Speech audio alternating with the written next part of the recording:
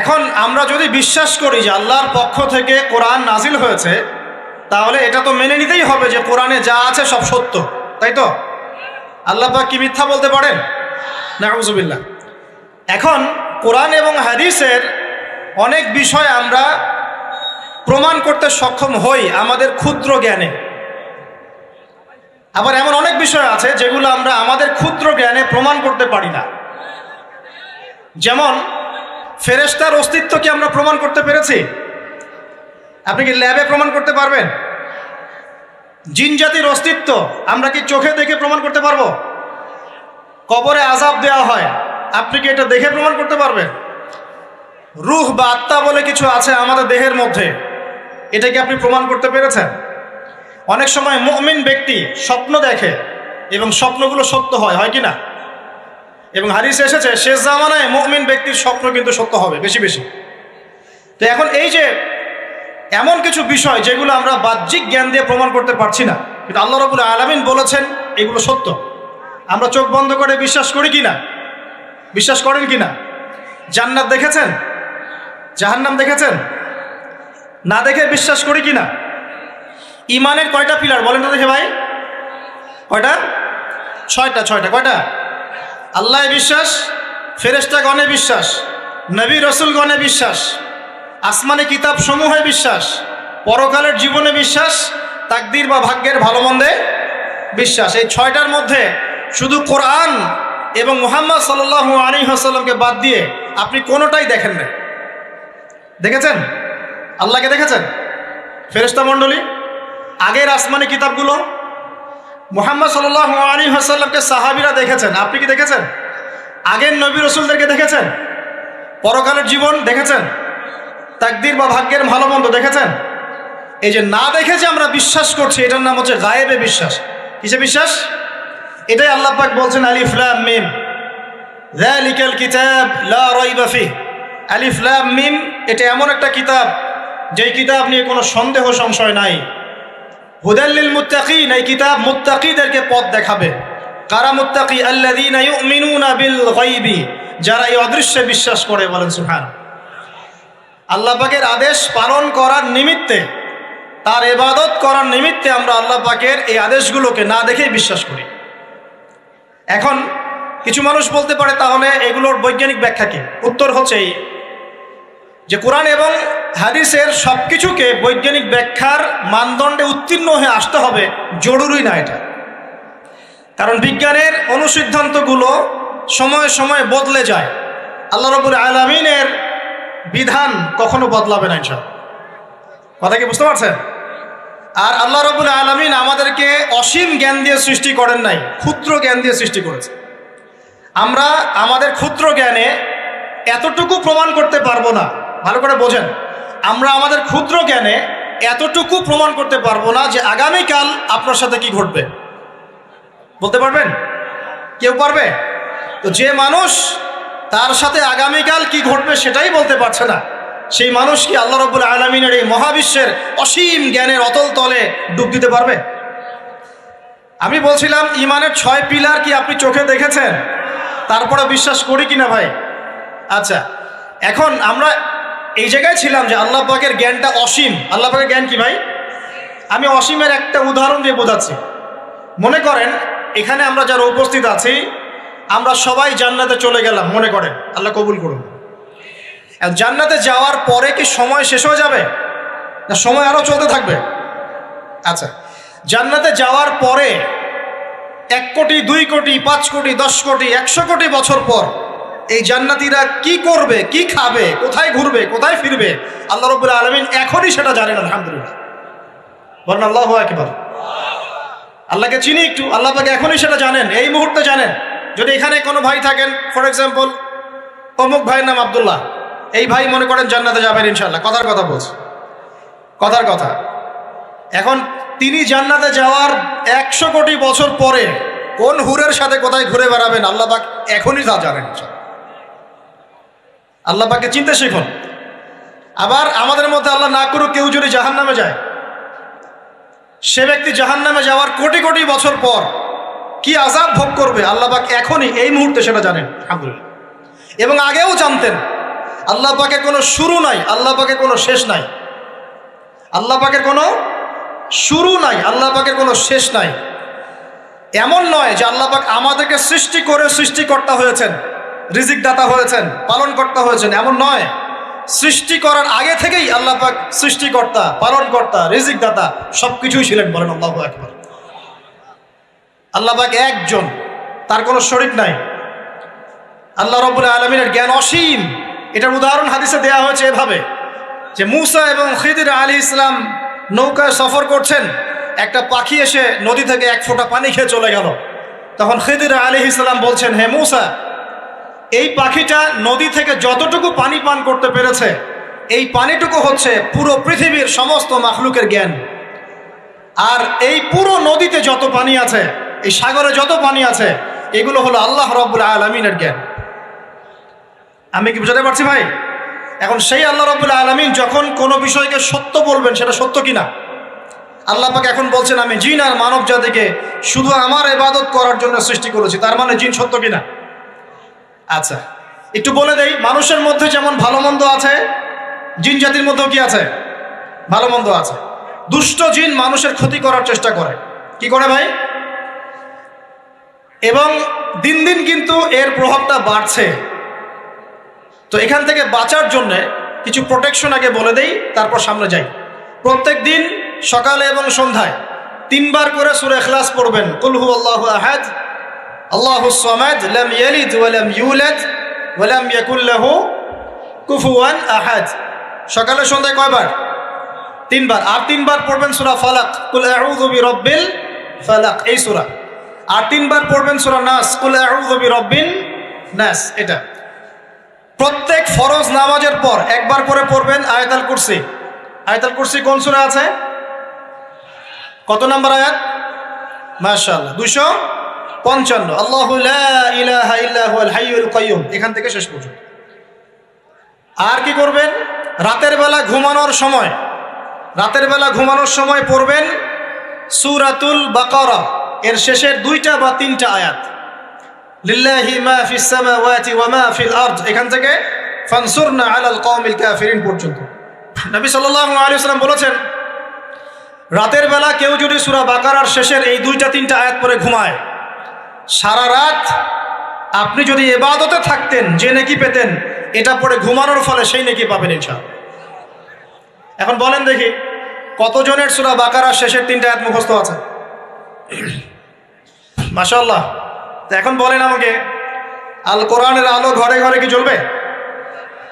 বলেন। শোনেন, আমার কথা রাগ করেন না। আমরা তো সবাই চাই যে আল্লাহর কোরআন আল্লাহর জমিনে প্রতিষ্ঠা লাভ করুক, চাই কি না?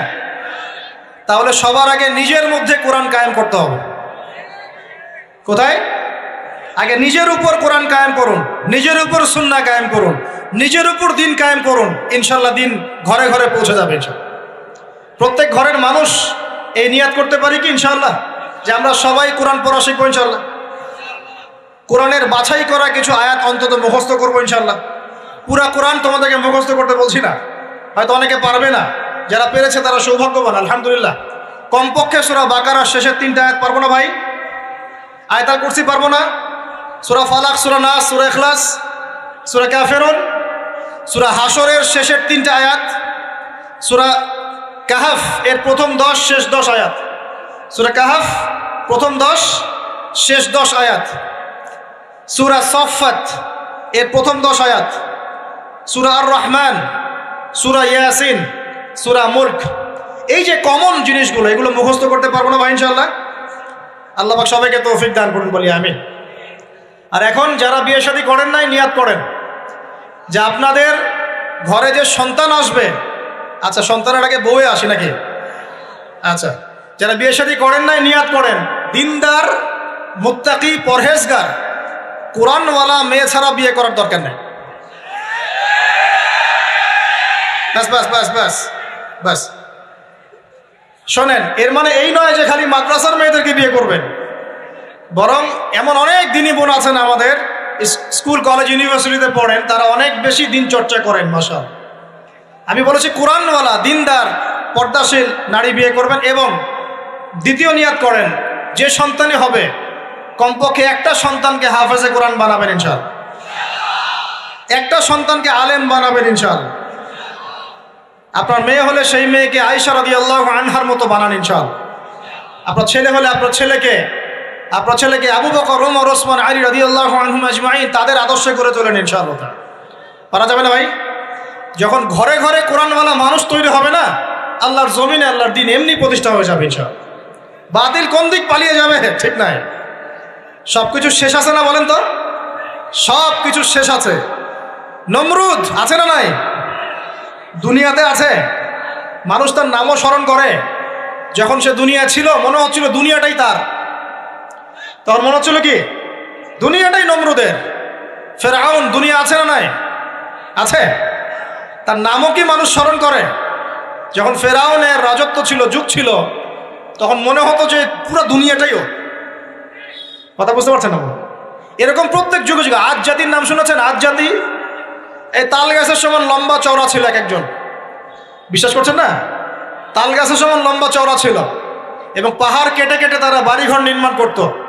তাদের কাছে আল্লাহ পাক নবী হিসেবে পাঠিয়েছিলেন হুদ আলাইহিস সালামকে। কোন নবী? সূরা হুদ পড়ে দেখবেন। আপনি যদি কবিতা, সাহিত্য, ছন্দ এগুলো পছন্দ করেন তাহলে সূরা হুদ আপনার জন্য। সুবহানাল্লাহ। আপনি যদি কবিতা, সাহিত্য, ছন্দ, বালাগাত পছন্দ করেন, সূরা আর রহমান আপনার জন্য, সূরা হুদ আপনার জন্য, সূরা শুআরা এগুলো আপনার জন্য। এত চমৎকার কাব্যিক বিন্যাস আছে, কবিতার ছন্দে ছন্দে উপন্যাস ব্যাখ্যা করা হয়েছে বলে। সুবহানাল্লাহ। মানুষ তো কোরআনকে মূল্যায়ন করে না। আমি লাস্ট জুমার খুতবার একটা লেকচারে বলেছিলাম, সূরা ইউসুফ, এই যে এখন সারা বিশ্বে অর্থনীতি নিয়ে যে কত কথা হচ্ছে, অর্থনৈতিক সংকট, এইটা সেটা বলা হচ্ছে না? সবার ঘরে ঘরে এগুলো আলোচনা হয় তো, মাশাআল্লাহ। আপনি বিশ্বাস করেন সূরা ইউসুফের মাত্র 4টা আয়াতের মধ্যে আল্লাহ পাক এই পুরো বিশ্বের অর্থনৈতিক সমস্যার সমাধান দিয়ে দিয়েছে। বলে দেব কি সমাধান? পরে বলছি। আগে আপনাদের এই পয়েন্টটা শেষ করি। ঘরে ঘরে কোরআনওয়ালা মানুষ তৈরি হবে তো ইনশাআল্লাহ। আল্লাহ কবুল করুন, বলি আমিন। কোরআনের এই বিশেষ সূরাগুলো মুখস্থ করতে পারবো তো ইনশাআল্লাহ ভাই? এগুলো নিয়মিত চর্চা করলে আপনাকে দুষ্ট জিন, জাদু, বদনজর এগুলো গ্রাস করবে না ইনশাআল্লাহ। আরেকটা বইয়ের নাম বলে দেই, বই কিনবেন। আমি যে প্রত্যেকটা লেকচারে একটা একটা করে 2টা করে বইয়ের নাম বলি, বইগুলো কিনবেন আল্লাহর রাস্তায়। আজকে শুধু একটা বইয়ের নাম বলবো না, আজকে আমি এমন একজন রাইটারের নাম বলে দিব যে রাইটারের সবগুলো বই বাসায় কিনবেন আপনারা ইনশাআল্লাহ। যদি আপনি এই রাইটারের, এই আলেমের সবগুলো বই বাসায় রাখতে পারেন এবং চর্চা করতে পারেন, ইনশাআল্লাহ আপনি সিরাতুল মুস্তাকিমেই থাকবেন ইনশাআল্লাহ। আমি আপনার জিম্মেদার হচ্ছি ইনশাআল্লাহ। যদি আপনি পথভ্রষ্ট না হয়ে যান, এই বইগুলোতে এত চমৎকার করে গাইডলাইন দেয়া আছে, আপনি ইনশাআল্লাহ সঠিক পথেই থাকবেন। নামটা বলে দিব। সবার প্রিয় আলেম, পুরো বিশ্বের, শুধু বাংলাদেশের নয়, অন্যতম একজন প্রিয় আলেম, বিদগ্ধ আলেমে দ্বীন আল্লামা মুফতি তকি উসমানী দামাত বারাকাতুহু। নাম শুনেছেন? এই নামটা শুনেছেন? আচ্ছা, তার অনেক বই আছে, প্রায় 200, 300, 400 মতো। সবগুলা বই বাসায় কিনবেন ইনশাআল্লাহ। ইবাদত নিয়ে বই আছে, মুআমালাত নিয়ে বই আছে, তাসাউফ নিয়ে বই আছে, জিকির নিয়ে বই আছে, অর্থনীতি নিয়ে বই আছে, ওয়ার্ল্ড অ্যাফেয়ার্স নিয়ে বই আছে, প্রতিটা সাবজেক্ট ধরে ধরে বই আছে। কোথায় পাবেন? এই তো অনলাইনে অনেক বুকশপ আছে না, এগুলোতে পাবেন। বাংলা বাজারে ঢাকায় পাবেন। এগুলো অনুবাদ হয়ে গেছে আলহামদুলিল্লাহ। এবং বাংলাদেশে অনেক স্টুডেন্ট আছে তার হাতে গড়া। তাদের ইলম, তাদের আমল, তাদের আখলাক দেখলে পরকালকে চেনা যায়। মাশাআল্লাহ। বই কিনতে পারবেন তো একটু ইনশাআল্লাহ?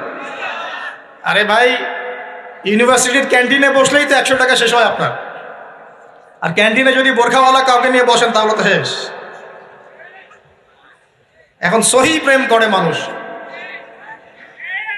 এক ভাই প্রশ্ন করেছে সেদিন, কালকেই, যে সে দিনের পথে ফিরে এসেছে কিন্তু তার গার্লফ্রেন্ডকে ভুলতে পারে না। তো বলছে, ভাই তাকে দাওয়াত দেওয়ার খাতিরে হলেও কি ফোনে কথা বলা যাবে? কি উত্তর দিব বলেন? আপনি পবিত্র হতে যাচ্ছেন কি না? পবিত্র হতে যাচ্ছেন, পবিত্র পথে আসতে চাচ্ছেন, তাহলে অপবিত্র পথে আবার কেন ফিরে যাবেন? এগুলো কি হালাল না হারাম? আল্লাহ পাক বলেছেন, লা তাকরাবু জিনা, জিনার ধারের কাছেও যেও না, ধারের কাছেও যেও না। দেখেন, এই একই কথা আল্লাহ পাক আদম এবং হাওয়া আলাইহিস সালামকে এইরকম শব্দে বলেছিলেন, ওয়ালা তাকরাবা হাযিহি শাজারা, তোমরা এই গাছের ফল খেও না এমন নয়, তোমরা এই গাছের কাছেও যেও না। আমার কথা কি বুঝতে পারছেন? মানে এই বাঁশ অতিক্রম করে এসো না এমন নয়, এই বাঁশের কাছেও বসবা না। বুঝতে পারছেন কথা? একইভাবে আল্লাহ বলছেন ওয়ালা তাকরাবু জিনা, তোমরা জেনা করো না এমন নয়, জেনার কাছেও। ফিজিক্যাল রিলেশন তো অনেক দূরের কথা, হারাম। আপনি ফোনেও কথা বলবেন না, আল্লাহ পাক তৌফিক দান করুন। আপনি যদি পবিত্র থাকতে পারেন ইনশাআল্লাহ তাআলা আল্লাহ পাক আপনাকে আপনার উপযুক্ত পাত্রী দিবেন ইনশাআল্লাহ। আর যদি আপনি পবিত্র থাকতে না পারেন, এমন হতে পারে যে হয়তো আপনি পবিত্র কাউকে পান নাই, হতে পারে কি না? আচ্ছা প্রিয় ভাইয়েরা, বইটা কিনবেন, বইটার নাম, দোয়ার বইটার নাম হলো হিসনুল মুসলিম। কি নাম? হিসনুল মুসলিম। যদি কিনতে না পারেন, ওই যে প্লে স্টোরে ঢুকেন, প্লে স্টোরে ঢুকে দেখবেন যে একটা অ্যাপস আছে হিসনুল মুসলিম। এখানে যতগুলো দোয়া আছে সবগুলো দোয়া আগামী 1 বছরের মধ্যে মুখস্থ করবেন। রাজি আছেন কিনা? আর এখানে সকাল সন্ধ্যায় পড়ার জন্য কিছু দোয়া আছে, সকাল সন্ধ্যায় পড়ার। এই দোয়াগুলো আল্লাহর ওয়াস্তে মুখস্থ করবেন, পারবেন ইনশাআল্লাহ? আল্লাহ তৌফিক দান করবেন, আমিন। আর একটা আমল বলে দিব, তারপর সামনে যাব। সেটা হলো 5 ওয়াক্ত নামাজ তো পড়েন মাশাআল্লাহ, নাকি? কারা কারা নামাজ 5 ওয়াক্ত পড়েন হাত তোলেন দেখি। আলহামদুলিল্লাহ, মাশাআল্লাহ, হাত নামান। আর যারা নামাজ পড়েন না তাদেরকে আমি একটা হাদিস শোনাবো, একটা হাদিস শুনবেন। নবী সাল্লাল্লাহু আলাইহি ওয়াসাল্লাম বলেছেন, قال النبي صلى الله عليه وسلم بين العبد وبين الكفر والشرك ترك الصلاة। আল্লাহ পাকের বান্দা আর একজন কাফের মুশরিকের মধ্যে পার্থক্যই হচ্ছে নামাজ। আল্লাহ পাকের বান্দা মানে মুমিন মুসলিম এবং একজন কাফের মুশরিকের মধ্যে পার্থক্য কি? মান তারাকা সালাতান মুতাআম্মিদান ফাকাদ বারিয়াত মিন যিম্মাতিল্লাহ। কেউ যদি ইচ্ছাকৃতভাবে তার উপর ফরজ নামাজকে ছেড়ে দেয়, সে যেন আল্লাহ পাকের জিম্মেদারি থেকে মুক্ত হয়ে গেল। অন্য হাদিসে আছে মান তারাকা সালাতান মুতাআম্মিদান ফাকাদ কাফার। কেউ যদি ইচ্ছা করে নামাজ ছেড়ে দেয়, সে ব্যক্তি কুফরি করলো। বলি নাউজুবিল্লাহ। আমরা কি কুফরি করতে চাই নাকি ভাই? নামাজের কথা বলেছি, 5 ওয়াক্ত নামাজ কারা কারা পড়েন না হাত তোলেন এবার। আচ্ছা, লজ্জার কিছু নাই। এখন আমার সাথে তওবা করেন, আমার সাথে তওবা করেন, বলেন আস্তাগফিরুল্লাহ আল্লাযী লা ইলাহা ইল্লা হুয়াল হাইয়ুল কাইয়্যুম ওয়া আতুবু ইলাইহি। আল্লাহর কাছে সাক্ষী রেখে বলেন, আল্লাহ আমি জীবনে যত রাকাত নামাজ ছেড়ে দিয়েছি এর জন্য আমাকে মাফ করে দাও। ইনশাআল্লাহ আগামী জীবনে আমি বিনা ওজরে 1 ওয়াক্ত নামাজও বাদ দিব না ইনশাআল্লাহ। রাজি আছেন ইনশাআল্লাহ? বাস এই একটা নসিহত যদি আজকে আপনারা আমল করতে পারেন, ইনশাআল্লাহ আজকের মাহফিল সফল। পারা যাবে? আর বই কিনতে বললাম, 1 নাম্বার কোন বই বলেন? হিসনুল। আর কোন আলেমের নাম বলেছে? আল্লামা, জোরে বলেন। তার অনেকগুলো বই আছে, কেনার চেষ্টা করবেন তো ইনশাআল্লাহ। আল্লাহ পাক তৌফিক এনায়েত করুন, বলি আমিন। তাহলে আমরা সূরা যারিয়াতের 56 নম্বর আয়াতে কি শিখেছি ভাই? আল্লাহ রাব্বুল আলামিন আমাদেরকে সৃষ্টি করেছেন কেন? তার ইবাদত করার জন্য। আছে। এখন আমাকে বলেন যে আল্লাহ পাকের ইবাদত করার জন্য আল্লাহ পাক এই দুনিয়াতে আমাদেরকে কত বছর সময় দিয়েছেন? বলেন দেখি। সর্বোচ্চ কত হবে? সর্বোচ্চ 60, 70, 100 হতে পারে। এই তো। আমরা কি চিরস্থায়ী থাকবো এখানে না চলে যাব? আচ্ছা, দুনিয়ার জীবনটা তাহলে কি? আল্লাহ পাক বলছেন, আল্লাযী খালাকাল মাউতা ওয়াল হায়াতা লিয়াবলুয়াকুম আইয়ুকুম আহসানু আমালা। আল্লাহ পাক জীবন মৃত্যু সৃষ্টি করেছেন কেন? আল্লাহ পাক পরীক্ষা করার জন্য যে এই দুনিয়ার জীবনে আমলে কে শ্রেষ্ঠ, আমলে কে শ্রেষ্ঠ। দুনিয়ার জীবনে আসার উদ্দেশ্য পেয়েছি আল্লাহর ইবাদত করা, এখন পেলাম আল্লাহ জীবন মৃত্যু কেন সৃষ্টি করেছেন? আমলে পরীক্ষা করার জন্য যে কে শ্রেষ্ঠ হচ্ছে। আমাদের উদ্দেশ্য কি? আমাদের উদ্দেশ্য হচ্ছে পুলসিরাত পার হয়ে জান্নাতে যাওয়া। উদ্দেশ্য কি? পুলসিরাত পার হয়ে জান্নাতে যাওয়া। সূরা আলে ইমরানের 185 নম্বর আয়াতে আল্লাহ পাক বলেছেন, কুল্লু নাফসিন যায়িকাতুল মাউত। প্রত্যেকটা নফস মৃত্যুর স্বাদ গ্রহণ করবে, এরপর কিয়ামতের মাঠে তাদের আজর তাদেরকে পূর্ণ মাত্রায় বুঝিয়ে দেওয়া হবে। আল্লাহ পাক বলছেন, ফামান যুহজিহা আনিন নারি ওয়া উদখিলাল জান্নাতা ফাকাদ ফাজ। ওই দিন যে ব্যক্তিকে জাহান্নাম থেকে বাঁচানো হবে এবং জান্নাতে প্রবেশ করানো হবে, সেই ব্যক্তি হচ্ছে সফল। কথা ঠিক কিনা? তাহলে উদ্দেশ্য পেলাম তো, আমাদের গন্তব্য পেলাম তো। আমাদের গন্তব্য কি তাহলে? জান্নাত। এখন এই দুনিয়ার জীবনে আমরা সর্বোচ্চ হয়তো 100 বছর বাঁচবো, আল্লাহ ভালো জানেন, তাই তো? এই দুনিয়ার জীবনের এই হায়াতের সবচেয়ে ইম্পর্টেন্ট টাইমটা কোনটা বলেন? সবচেয়ে ইম্পর্টেন্ট টাইম কোনটা? যৌবন কিনা? যৌবন কাকে বলে? যৌবন কাকে বলে? কত বছর থেকে কত বছর পর্যন্ত? 20 থেকে 40, বা 15 থেকে 40, বা 20 থেকে 50, এই তো? আচ্ছা, এই বয়সের মধ্যে কারা কারা আছেন হাত তোলেন দেখি। মাশাআল্লাহ, সবাই তো দেখি এই বয়সে, হাত নামান। এখন এই বয়স সম্পর্কে আগে 2টা হাদিস শোনেন, আমার দিকে তাকান, তারপরে আমি বলছি অবস্থা কি, করণীয় কি। আমি বলেছি যুবকদেরকে কিছু নসিহত করবো আজকে, নিয়াত করেছি, ঠিক আছে ভাই? আচ্ছা, যুবকদের সম্পর্কে প্রথম হাদিস, রাসূল সাল্লাল্লাহু আলাইহি ওয়াসাল্লাম বলেছেন, কিয়ামতের মাঠে মানুষ যখন উঠবে, আমরা উঠবো কি না? আচ্ছা, নাকি উঠবো না? যারা আগুনে পুড়ে গেছে তারা উঠবে কি না? যারা পানিতে ডুবে গেছে, যাদের লাশও খুঁজে পাওয়া যায় নাই, উঠবে কি না? উঠবে। আচ্ছা, যখন মানুষ উঠবে তখন তাকে 5টা প্রশ্ন করা হবে। কয়টা ভাই? এই 5টা প্রশ্নের আগে সে তার পা সামনেও ফেলতে পারবে না, পিছনেও ফেলতে পারবে না। আমরা কি একটু চিন্তা করতে পারছি কত ভয়ঙ্কর হবে বিষয়টা? এই সামান্য গরমে আমাদের অবস্থা খারাপ, সূর্য সেদিন সামনে নিচে, আর মানুষ উঠে দাঁড়িয়ে আছে, তাদেরকে 5টা প্রশ্ন করা হবে। যতক্ষণ পর্যন্ত প্রশ্নের উত্তর দিতে পারছে না, সামনেও যেতে পারবে না, পিছনেও আসতে পারবে না, পা নড়াতে পারবে না। 1, তোমার পুরো জীবনটা তুমি কোন কাজে ব্যয় করেছো? উত্তর কি রেডি আছে আমাদের কাছে? আমরা কি বলতে পারবো, হে আল্লাহ, আমরা আমাদের পুরো জীবন তোমার ইবাদত করে কাটিয়েছি? 2, তোমার যৌবন স্পেশালি তুমি কোন কাজে ব্যয় করেছো? তোমার যৌবন তুমি স্পেশালি কোন কাজে ব্যয় করেছো? যুবকরা কি উত্তর দেওয়ার জন্য প্রস্তুত আছে যে আমাদের যৌবন আমরা আল্লাহর পথে কাটিয়েছি? সবাই কি বলতে পারবো? 3 নাম্বার, তোমার রিজিকের উৎস কি ছিল? কোন পথে সম্পদ অর্জন করেছো? 4 নাম্বার, কোন পথে সম্পদ ব্যয় করেছো? কোন কোন খাতে সম্পদ ব্যয় করেছো? আমরা কি আমাদের আয় এবং ব্যয়ের হিসাব দেওয়ার জন্য প্রস্তুত? 5, তোমাকে আমি যে জ্ঞান দিয়েছিলাম সেই জ্ঞান অনুযায়ী আমল করেছো কিনা? আল্লাহ পাক আমাকে আপনাদের সবাইকে তৌফিক দান করুন, জানা অনুযায়ী আমল করার তৌফিক দান করুন।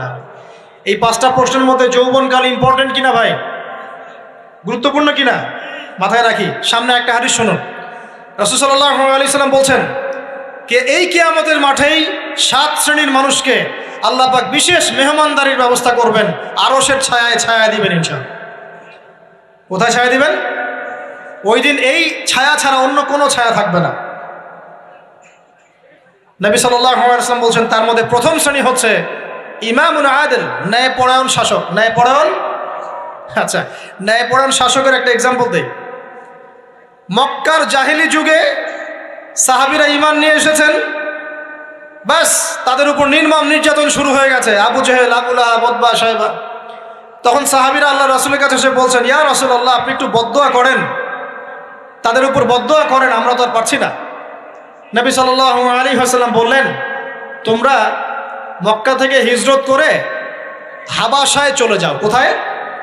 হাবাসা। হাবাসা মানে হচ্ছে আবিসিনিয়া। আবিসিনিয়া মানে এখনকার ইথিওপিয়া, ইরিত্রিয়া। নাম শুনেছেন কি? বিশেষ কোচিং তো করছেন অনেকে। আফ্রিকা মহাদেশের একটা ছোট্ট দেশ ইরিত্রিয়া, ওখানে চলে যাও। তখন বলেছিলেন তিনি হাবাসায় চলে যাও। সাহাবীরা জিজ্ঞাসা করছেন, হাবাসায় কেন? নবী সাল্লাল্লাহু আলাইহি ওয়াসাল্লাম বলছেন, সেখানে একজন খ্রিস্টান ন্যায়পরায়ণ শাসক আছেন, যার রাজ্যে কেউ জুলুমের শিকার হয় না। কি বললাম বলেন তো? হাবাসা কে আছেন? একজন মুসলিম না খ্রিস্টান? খ্রিস্টান ন্যায়পরায়ণ শাসক আছেন, যার রাজ্যে কেউ জুলুমের শিকার, মুসলমান নন এমন একজন শাসকের প্রশংসা করে আমাদের নবীজি বললেন, তার রাজ্যে কেউ জুলুমের শিকার হয়। সুবহানাল্লাহ। সাহাবীরা সেখানে হিজরত করলেন, নেতৃত্ব দিয়েছেন জাফর বিন আবি তালিব রাদিয়াল্লাহু আনহু। সেই সাহাবী বাদশাহ নাজাশী, তার নাম ছিল বাদশাহ নাজাশী, তার সামনে দাঁড়িয়ে সূরা মারিয়াম তেলাওয়াত করেছিলেন। ওই সূরা মারিয়ামে ইয়াহইয়া, জাকারিয়া, ঈসা, তার মা, এই গল্প ঘটনাগুলো আছে। এই সূরার তেলাওয়াত শুনে বাদশাহ নাজাশীর চোখ দিয়ে পানি পড়তে পড়তে দাড়ি ভিজে গিয়েছে। সুবহানাল্লাহ।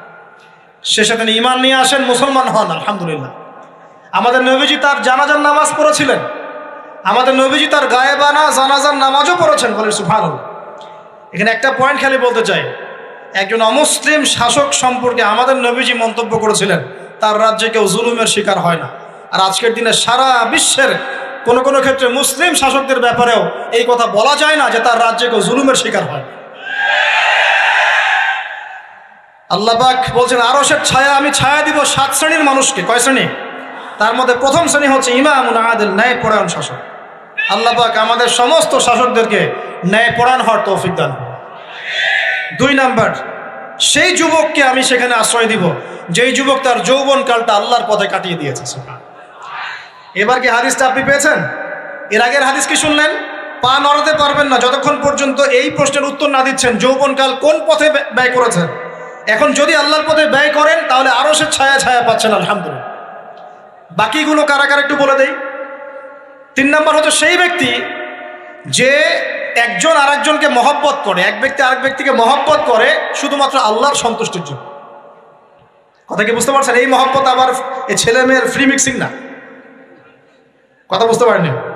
দিনের খাতিরে মহব্বত, আল্লাহর জন্য মহব্বত, আল্লাহর জন্য। এখানে 4 নাম্বার এমন ব্যক্তি যে এত গোপনে দান করে যে তার বাম হাত জানে না ডান হাত কি দান করেছে। আমরা তো এখন 1 টাকা দান করলে 100 টাকা ফুটাই। ফেসবুক আছে, মারাত্মক একটা জিনিস ফেসবুক, মানে এটা মানুষকে আর মানুষ রাখে নাই। যে ব্যক্তি ফেসবুকে আসক্ত তার সাথে কথাবার্তা বলা, লেনদেন, চলাফেরা খুব ডিফিকাল্ট। মানে কি বোঝেন আগে কথাটা? কেন ডিফিকাল্ট? কারণ সে এত বেশি আসক্ত এখানে যে পান থেকে চুন খসলে সে আপনাকে পাবলিকলি ধুয়ে রেখে দিবে। কিছু হইলে আপনাকে ফেসবুকে টেনে নিয়ে আসবে, ফেসবুকে সবাইকে বলবে উনি আমার সাথে এই কাজ করছে। আপনি বলারও টাইম পাবেন না যে আপনি নির্দোষ। তো খুব মুশকিল না এগুলা। আল্লাহ মাফ করুক আমাদেরকে। এমনভাবে দান করে যে বাম হাত জানে না ডান হাত কি দান করছে। 5 নাম্বার এমন ব্যক্তি যে এইটা যুবক, এটাও যুবক, যাকে কোনো সুন্দরী নারী আহ্বান করছে জিনার জন্যে, সুন্দরী উচ্চ বংশের নারী, যে আসো আমার সাথে জেনা করো। ওই যে ইউসুফ আলাইহিস সালামের মতো, মনে আছে? ইউসুফ আলাইহিস সালামের ঘটনা মনে আছে? আচ্ছা, কিন্তু সেই যুবক বলে, সেই ব্যক্তি বলে ইন্নী আখাফুল্লাহ, আমি আল্লাহকে ভয় করি, আমি তোমার সাথে খারাপ কাজ করতে পারবো। এরকম ছেলে এবং এরকম মেয়ে এখন সমাজে খুঁজে পাওয়া যায়? হাতে গোনা, হাতে গোনা। আপনি অনলাইন ঘাটাঘাটি করেন, গুগল করেন, ক্রস চেক করেন, দেখবেন বাংলাদেশের 25 বছরের কম বয়সী ছেলে আর মেয়েদের জেনার হার কত আপনি বের করে দেন। 25 বছরের কম যে যুব সমাজ আমাদের সামনে আছে তাদের মধ্যে কত % যুবক এখন পর্যন্ত ফিজিক্যাল সম্পর্ক করেনি কারোর সাথে, আপনি খুঁজে বের করতে পারেন। শুধু ছেলেদের ক্ষেত্রে এটা নয়, মেয়েদের ক্ষেত্রেও আছে। এই যে অনার্স লাইফ পার করার আগেই বহু মেয়ে সতীত্ব নষ্ট করে ফেলছে, বহু ছেলে সতীত্ব নষ্ট করে ফেলছে। কথাগুলো কি রাগ করছেন? আমি আপনাদের ভাই এবং আমি আপনাদেরকে মহব্বত করি। আমরা জেনার পথে যাব না, আমরা হালাল সম্পর্কে থাকবো ইনশাআল্লাহ। যখন আপনি জেনায় চলে যাবেন আপনার কলব থেকে আল্লাহ নূর নষ্ট হয়ে যাবে। এটা এমন একটা পাপ যেটা করার পর মানুষ আল্লাহর সামনে মাথা তুলে দাঁড়াতে পারে না, লজ্জায় চোখ নেমে যায়, ইবাদতে স্বাদ পায় না। যখন হারাম সম্পর্কে, ফ্রি মিক্সিং, এগুলোতে মানুষ থাকে, ইবাদতে মানুষ স্বাদ পায় না। দিনের পর দিন ইবাদত করে মনোযোগ আসে না, মন লাগে না, চোখ দিয়ে একটু পানি বের হয় না, আল্লাহর জন্য কাঁদতে পারে না, কারণ মনের মধ্যে তো নূর নাই। আর যখন একটা মেয়ে বেপরদায় থাকে, অনেক ইবাদত করলেও তার এই বেপরদায় থাকার কারণে সমাজের বহু মানুষের চোখের জেনা হয়ে যায়। এতে করে ওই সব মানুষের পাপের ফল এই মেয়েটাকে ভোগ করতে হয় এবং মানুষের চোখের বদনজর লাগে, ওই মেয়ে অসুস্থ হয়ে পড়ে মানসিকভাবে, শারীরিকভাবে। আমি আমাদের যুবক ভাই এবং বোনদেরকে রিকোয়েস্ট করব, আল্লাহর ওয়াস্তে চরিত্রটাকে পবিত্র রাখার চেষ্টা করুন। আল্লাহ পাক তৌফিক দান করলেন। এই যুবককে আল্লাহ পাক আরশের ছায়া ছায়া দিবেন যে একটা মেয়েকে পেয়েও আল্লাহর ভয় তাকে ভোগ করে নাই। আল্লাহ পাক এরকম যুবক ঘরে ঘরে তৈরি করুন। তাহলে কি করবেন ভাই? হালাল উপার্জনের ব্যবস্থা করবেন, ব্যাস সরাসরি বিয়ে করে ফেলবেন। পরিবারকে বোঝানোর চেষ্টা করবেন, না বুঝলে আন্দোলন শুরু করবেন যে আমি জেনা করতে চাই না, আমি বিয়ে করতে চাই, বিয়ে আমার দেওয়ানি লাগবো, এরকম ব্যাস। তারপর দেখবেন বাপ মা কেমন করে বিয়ে না দেয়। আল্লাহ সাহায্য করবে ইনশাআল্লাহ। আল্লাহ আমাদের যুবক ভাইদেরকে চরিত্র হেফাজত করার স্বার্থে বিয়েকে সহজ করে দিন। আমি আবার কাউরে নিয়ে পালায় যায় না, ওই কাজ করতে যায় না কিন্তু আবার, ঠিক আছে? কারণ এভাবে কোর্টে গিয়েও যদি একটা মেয়ে বিয়ে করে, এই বিয়ের জায়েজ না জায়েজ নিয়ে অনেক কথা আছে। অতএব এইসব ঝুঁকির মধ্যে যাবেন না, বাসায় বোঝানোর চেষ্টা করবেন। আর এক শ্রেণীর ব্যক্তি আছে যাদেরকে আল্লাহ পাক আরশের ছায়া ছায়া দিবেন। তারা কারা? যারা গোপনে আল্লাহকে স্মরণ করে কাঁদতে পারে। বলি সুবহানাল্লাহ। এখন এই দুটো হাদিসের মধ্যে যুবকদের অবস্থান কি পেয়েছেন? আচ্ছা, আরেকটা শোনাই এবার। নবী সাল্লাল্লাহু আলাইহি ওয়াসাল্লাম বলেছেন, 5টা জিনিস আসার আগেই 5টা বিষয়কে মূল্যায়ন করো। 1, তোমার বার্ধক্য আসার আগেই তোমার যৌবনকে মূল্যায়ন করো। যৌবনের গুরুত্ব পেলেন তো এবার? তোমার মৌত আসার আগেই তোমার জীবনকে মূল্যায়ন করো। অসচ্ছলতা আসার আগেই সচ্ছলতাকে মূল্যায়ন করো। অসুস্থতা আসার আগেই সুস্থতাকে মূল্যায়ন করো। এবং এই যে কথাটা বললাম যে তোমার বার্ধক্য আসার আগেই যৌবনকালটাকে মূল্যায়ন করো। এই হাদিসগুলোর মধ্যে আমরা সংক্ষিপ্ত পরিসরে যৌবনকালের গুরুত্ব পাচ্ছি কিনা ভাই? এখন এই যৌবনকালটা আমাদের কাটানো উচিত আল্লাহ পাকের ইবাদতের মধ্য দিয়ে। এই যৌবনকালটা আমাদের কাটানো উচিত কয়েকটা বিষয়ের মধ্য দিয়ে। তার মধ্যে আমি 10টা পয়েন্ট আপনাকে বলবো। কয়টা ভাই? 10টা। 1, এই যৌবনকালে সবার আগে আমাদের কর্তব্য হচ্ছে দ্বীনের ইলম অর্জন করা। কি করা ভাই? দ্বীনের ইলম অর্জন বলতে আমি কি বোঝাচ্ছি? দ্বীনি ইলম অর্জন বলতে আপনাকে আমি বোঝাচ্ছি যে কমপক্ষে কোরআনটুকু তেলাওয়াত করতে শিখুন, হাদিসগুলো পড়তে শিখুন, ইসলামী বইপত্র পড়াশোনা করুন, পাশাপাশি জেনারেল সাবজেক্টগুলোও পড়াশোনা করুন। এদিকে আপনি এগিয়ে যান, এদিকেও এগিয়ে যান, দুই দিকে আগাতে থাকেন। এর পাশাপাশি বরেণ্য ওলামায়ে কেরামদের সোহবতে থাকার চেষ্টা করেন। যারা রিনাউন্ড এবং বরেণ্য ওলামায়ে কেরাম, তাদের সোহবতে থাকার চেষ্টা করেন। ইলম অর্জনের অনেক ধাপ আছে।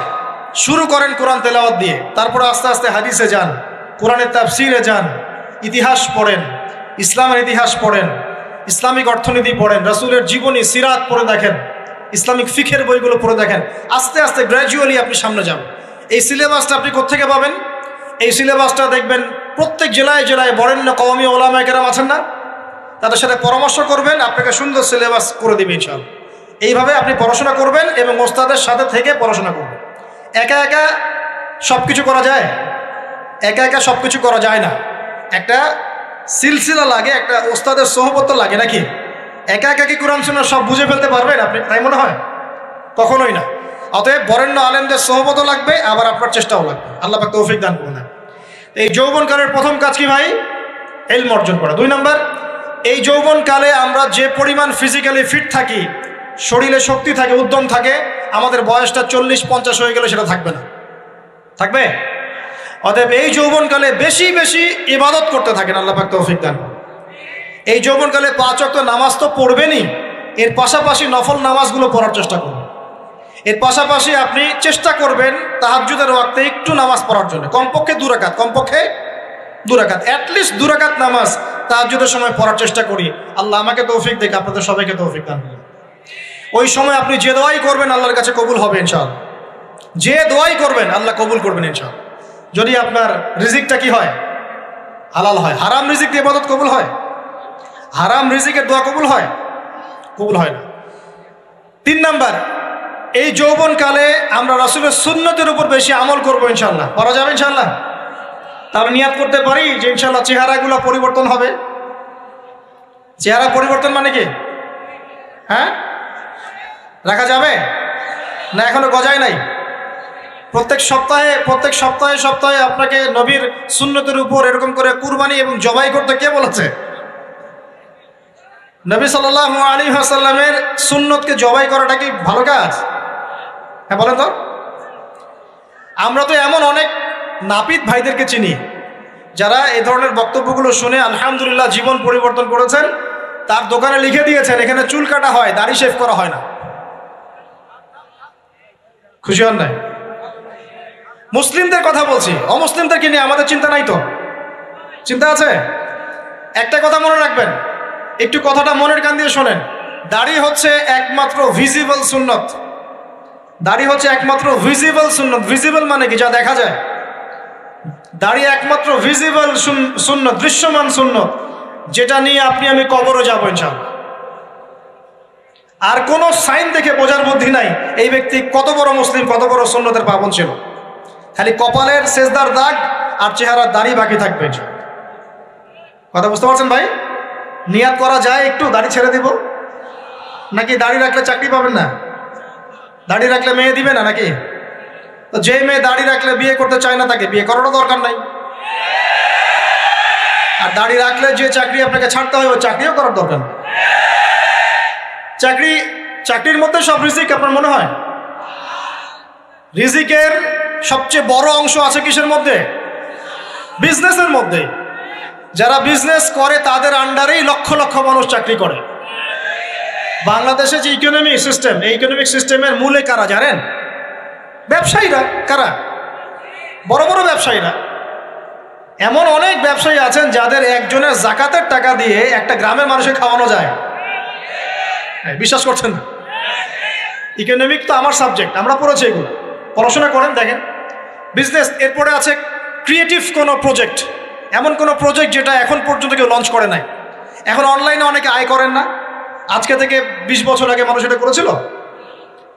এখন অনেক মানুষ বাহির থেকে পড়াশোনা করে দেশে এসে এই যে ডেইরি প্রজেক্ট করছে, পোলট্রি করছে, নতুন নতুন অনেক প্রজেক্ট করছে না? কৃষিভিত্তিক অনেক কাজ করছে। তারা কি সচ্ছল না? আমি একজন ভাইয়ের কথা জানি, যিনি আলহামদুলিল্লাহ আল্লাহর এই অধম বান্দার ওয়াজ শুনে সুদের চাকরি ছেড়ে দিয়েছিলেন। চাকরি ছেড়ে দিয়ে তিনি চায়ের বিজনেস শুরু করে, চায়ের বিজনেস। তো ইদানিং জানলাম তিনি এখন মানুষকে টাকা ধার দেন। মাশাআল্লাহ, তিনি এখন মানুষকে টাকা ধার দেন চায়ের ব্যবসা করেই। আর আমাকে তো এখনো মানুষের কাছে হাত পাততে হচ্ছে। কথা বুঝতে পারেন নাই? আল্লাহ পাক তাকে সুদ ছেড়ে দেওয়ার জন্য সচ্ছল করে দিয়েছেন। এই ওসিলা দিয়েই তিনি সচ্ছল হয়েছেন আলহামদুলিল্লাহ। রিজিক কার হাতে? এটা বিশ্বাস করেন, রিজিক আল্লাহর হাতেই। আল্লাহ পাক চাইলে আপনাকে বেহিসাব রিজিক দিবেন ইনশাআল্লাহ। অতএব সুন্নতকে বিসর্জন দিয়ে নয়, সুন্নতে থাকেন, আল্লাহ পথ খুলে দিবেন ইনশাআল্লাহ। আল্লাহ পাক তৌফিক দান করুন। যুবক ভাইদেরকে বলছিলাম, তাহলে প্রথম কাজ আমাদের ইলম অর্জন করা, তারপরে কি ভাই? নামাজের পাবন্দ হওয়া, আর নামাজ ফরজের পাশাপাশি নফলগুলোও চর্চা করা। 3 নম্বর বলেছি রাসূলের সুন্নতের উপর একদম ইস্তেকামা, দৃঢ়ভাবে আমল করা। আর সুন্নত শিখতে হলেই তো 3 দিনের জন্য বেরিয়ে যান, 7 দিনের জন্য, 40 দিনের জন্য বেরিয়ে যান। সুন্নত শিখিয়ে আপনাকে বাসায় পাঠাই দেবে ইনশাআল্লাহ। পড়াবে না? অনেক মানুষ মনে করে যে তাদের ওখানে গেলে আমার আকীদা নষ্ট হয়ে যাবে। হ্যাঁ, তাই না? তারা বিভ্রান্ত। হ্যাঁ, নাউজুবিল্লাহ। স্বপ্নে পাওয়া ধর্ম, অনেকে টিটকারি মারে, স্বপ্নে পাওয়া ধর্ম। এইসব ব্যঙ্গের ছাতার মতো আদর্শের দিকে মুখ ফিরাবেন না। মাকবুল জামা, যেগুলো মাকবুল জামা, ক্লাসিক্যাল ইসলামের মধ্যে থাকেন, আপনি বিভ্রান্ত হবেন না। তারা আপনাকে কখনো খারাপ কাজে আদেশ করেছে? কত চোর ডাকাত মদখোর মানুষ সেখানে গিয়ে 5 ওয়াক্ত নামাজি হয়ে গেছে, সুদের ব্যবসা ছেড়ে দিয়েছে, মাদক ছেড়ে দিয়েছে, আল্লাহর ওলি হয়ে গেছে আলহামদুলিল্লাহ। তো আপনাকে তারা সুন্নত শিখিয়ে বাসায় পাঠিয়ে দিবে। এছাড়া আপনি অন্যভাবে শিখতে চলে শিখবেন, সমস্যা কি? যদি মাদ্রাসায় পড়ার তৌফিক থাকে তাহলে পড়বেন। সবাই কি মাদ্রাসায় পড়ার তৌফিক পাবে? পাবে না। নিঃসন্দেহে কিছু মানুষ তৌফিক পাবে, কিছু মানুষ হয়তো পাবে না। যারা পাবে না তারা দিন শিখবে কিভাবে? এভাবেই তো শিখবে। সুন্নতের উপর আমল করতে হবে, এটা সবচেয়ে বড় কথা। আল্লাহ পাক আমাদের সবাইকে সুন্নাহর উপর আমল করার তৌফিক দান করুন। 4 নম্বর ভাই, যৌবনকালে আমরা আমাদের সময়গুলোকে মূল্যায়ন করবো ইনশাআল্লাহ। কথা বুঝতে পারছি ভাই? সময় মূল্যায়ন কেমন? আপনার দিন রাতের একটা রুটিন থাকবে, এলোমেলো লাইফ লিড করবেন না। এই যে আমরা, আল্লাহ মাফ করুক, আমরা এখন 3টায় 2টায় 4টায় ঘুমাই, 12টা 1টা 2টায় উঠি, নাউজুবিল্লাহ। এতে করে কি আমাদের রুটিন লাইফটা ঠিক আছে? আমাদের খাওয়ার ঠিক নাই, আমাদের ঘুমের ঠিক নাই, আমাদের মানে খাবারের যে অভ্যাস, খাদ্যাভ্যাসও ঠিক নাই। আমরা একটু খেলাধুলা আগে করতাম, সেটাও এখন করি না। সারাদিন ফোন নিয়ে বসে থাকি, আর এই যে ইউটিউব ফেসবুকে বসে থাকি। গোল হয়ে বসে লুডো খেলে। গোল হয়ে কি করে? লুডো খেলে, অনলাইনে গেমস খেলে, অনলাইনে পাবজি খেলে, ফ্রি ফায়ার খেলে। আগে তো তাও ছেলে পেলে একটু ফুটবল খেলতো, ক্রিকেট খেলতো, আমরাও তো খেলেছি। ওই সময় তাও আলহামদুলিল্লাহ আমাদের ফিজিক্যাল ফিটনেস অনেক ভালো ছিল। এখন ওগুলো বাদ দিয়ে যে মানুষ পর্নোগ্রাফি দেখছে, লুডো খেলছে, পাবজি খেলছে, ফ্রি ফায়ার খেলছে, সারাদিন অনলাইনে বসে অথর্বর মধ্যে বসে আছে, এটা কি ভালো হচ্ছে? এজন্য অ্যাটলিস্ট ফজরের নামাজ পড়ে জিকির আজগার করে পড়াশোনা করে আধা ঘন্টা 1 ঘন্টা একটু খেলাধুলা করলে কি সমস্যা? একটু ফুটবল খেলেন, দৌড়াদৌড়ি করেন, জগিং করেন, একটু ব্যায়াম করেন। আল্লাহ পাক আপনাদের যৌবনে বরকত দান করুন, আমিন। এই কাজগুলো করতে হবে কিনা? ভালো না খারাপ? করেন। আর নিয়মতান্ত্রিক লাইফ লিড করবো আমরা, নিয়মতান্ত্রিক। আমার জীবনে একটা রুটিন থাকবে, এই রুটিনের বাইরে যাব না। পড়াশোনার রুটিন থাকবে, খেলার বা এক্সারসাইজ রুটিন থাকবে, খাওয়া দাওয়ার রুটিন থাকবে, দাওয়ার রুটিন থাকবে, আমি আলেমুল আমাদের কাছে যাবো, এই রুটিন থাকবে। একটা রুটিন লাইফ লিড করবেন, এলোমেলো জীবনযাপন করবেন না। আল্লাহ পাক আমাকে তৌফিক দান করুন, আপনাদের সবাইকে তৌফিক দান করুন। কয়টা বলেছি ভাই? বলেন। 6 নাম্বার, যৌবনকালে সবচেয়ে বেশি বেঁচে থাকবো নারীর ফিতনা থেকে। কি থেকে ভাই? যৌবনকালে সবচেয়ে বেশি বেঁচে থাকবো কি থেকে? একটা হাদিস বলি, নবী সাল্লাল্লাহু আলাইহি ওয়াসাল্লাম বলেছেন, মা তারাকতু বা'দি ফিতনাতান আদাররু আলা রিজালি মিনান নিসা। আমি আমার পরে, নবীজি বলছেন, আমি আমার পরে পুরুষদের জন্য নারীদের চেয়ে ভয়ঙ্কর কোনো ফিতনা রেখে যাই নাই। কেমন ফিতনা? আপনি একটু অনেস্টলি বলেন তো দেখি, যে আমরা যারা পর্নোগ্রাফিতে টুকটাক আসক্ত বা এ ধরনের অনলাইনে বা অফলাইনে এই ধরনের হারাম সম্পর্কের সাথে আছি, মন থেকে কি আপনি ফিল করেন যে আল্লাহ আপনার সাথে আছেন? বলেন তো দেখি, অনেস্টলি বলেন। আপনি যখন নামাজ পড়ে বাসায় ফিরে যান, ফিরে যেতে যেতে যদি আপনার চোখে খারাপ কিছু পড়ে, আপনার মনের নূরটা নষ্ট হয়, আপনি বুঝতে পারেন না? বুঝতে পারেন না? যখন আপনি এরকম হারাম কোনো সম্পর্কে আছেন, নাউজুবিল্লাহ, আপনার মনটা যে শক্ত হয়ে গেছে, আপনি বুঝতে পারেন না? আল্লাহর ওয়াস্তে নারী জাতির ফিতনা থেকে সর্বোচ্চ দূরত্ব অবলম্বন করবেন। আল্লাহ পাক তৌফিক দান করুন। কি করব তাহলে আমরা? ওই যে বলেছি, হালাল সম্পর্ক করতে পারলে হালাল, যদি করতে না পারি সবর করবেন। কি করবেন? সবর করবেন, ভালো কাজে ব্যস্ত থাকবেন, বেশি বেশি রোজা রাখবেন। কি করবেন? বেশি বেশি রোজা রাখবেন। সোমবারে রোজা রাখবেন, বৃহস্পতিবারে রোজা রাখবেন। এভাবে আপনি আপনার জীবনটা গুছিয়ে নেন, আল্লাহ পাক প্রবৃত্তিকে নিয়ন্ত্রণ করার ক্ষমতা দিবেন ইনশাআল্লাহ। এরপরেও যদি ভুল হয়ে যায়, হতে পারে এই যুগটা ফিতনার যুগ, চরম ফিতনার যুগ। যদি কোনো ভুল হয়ে যায়, খবরদার আপনি হতাশ হবেন না।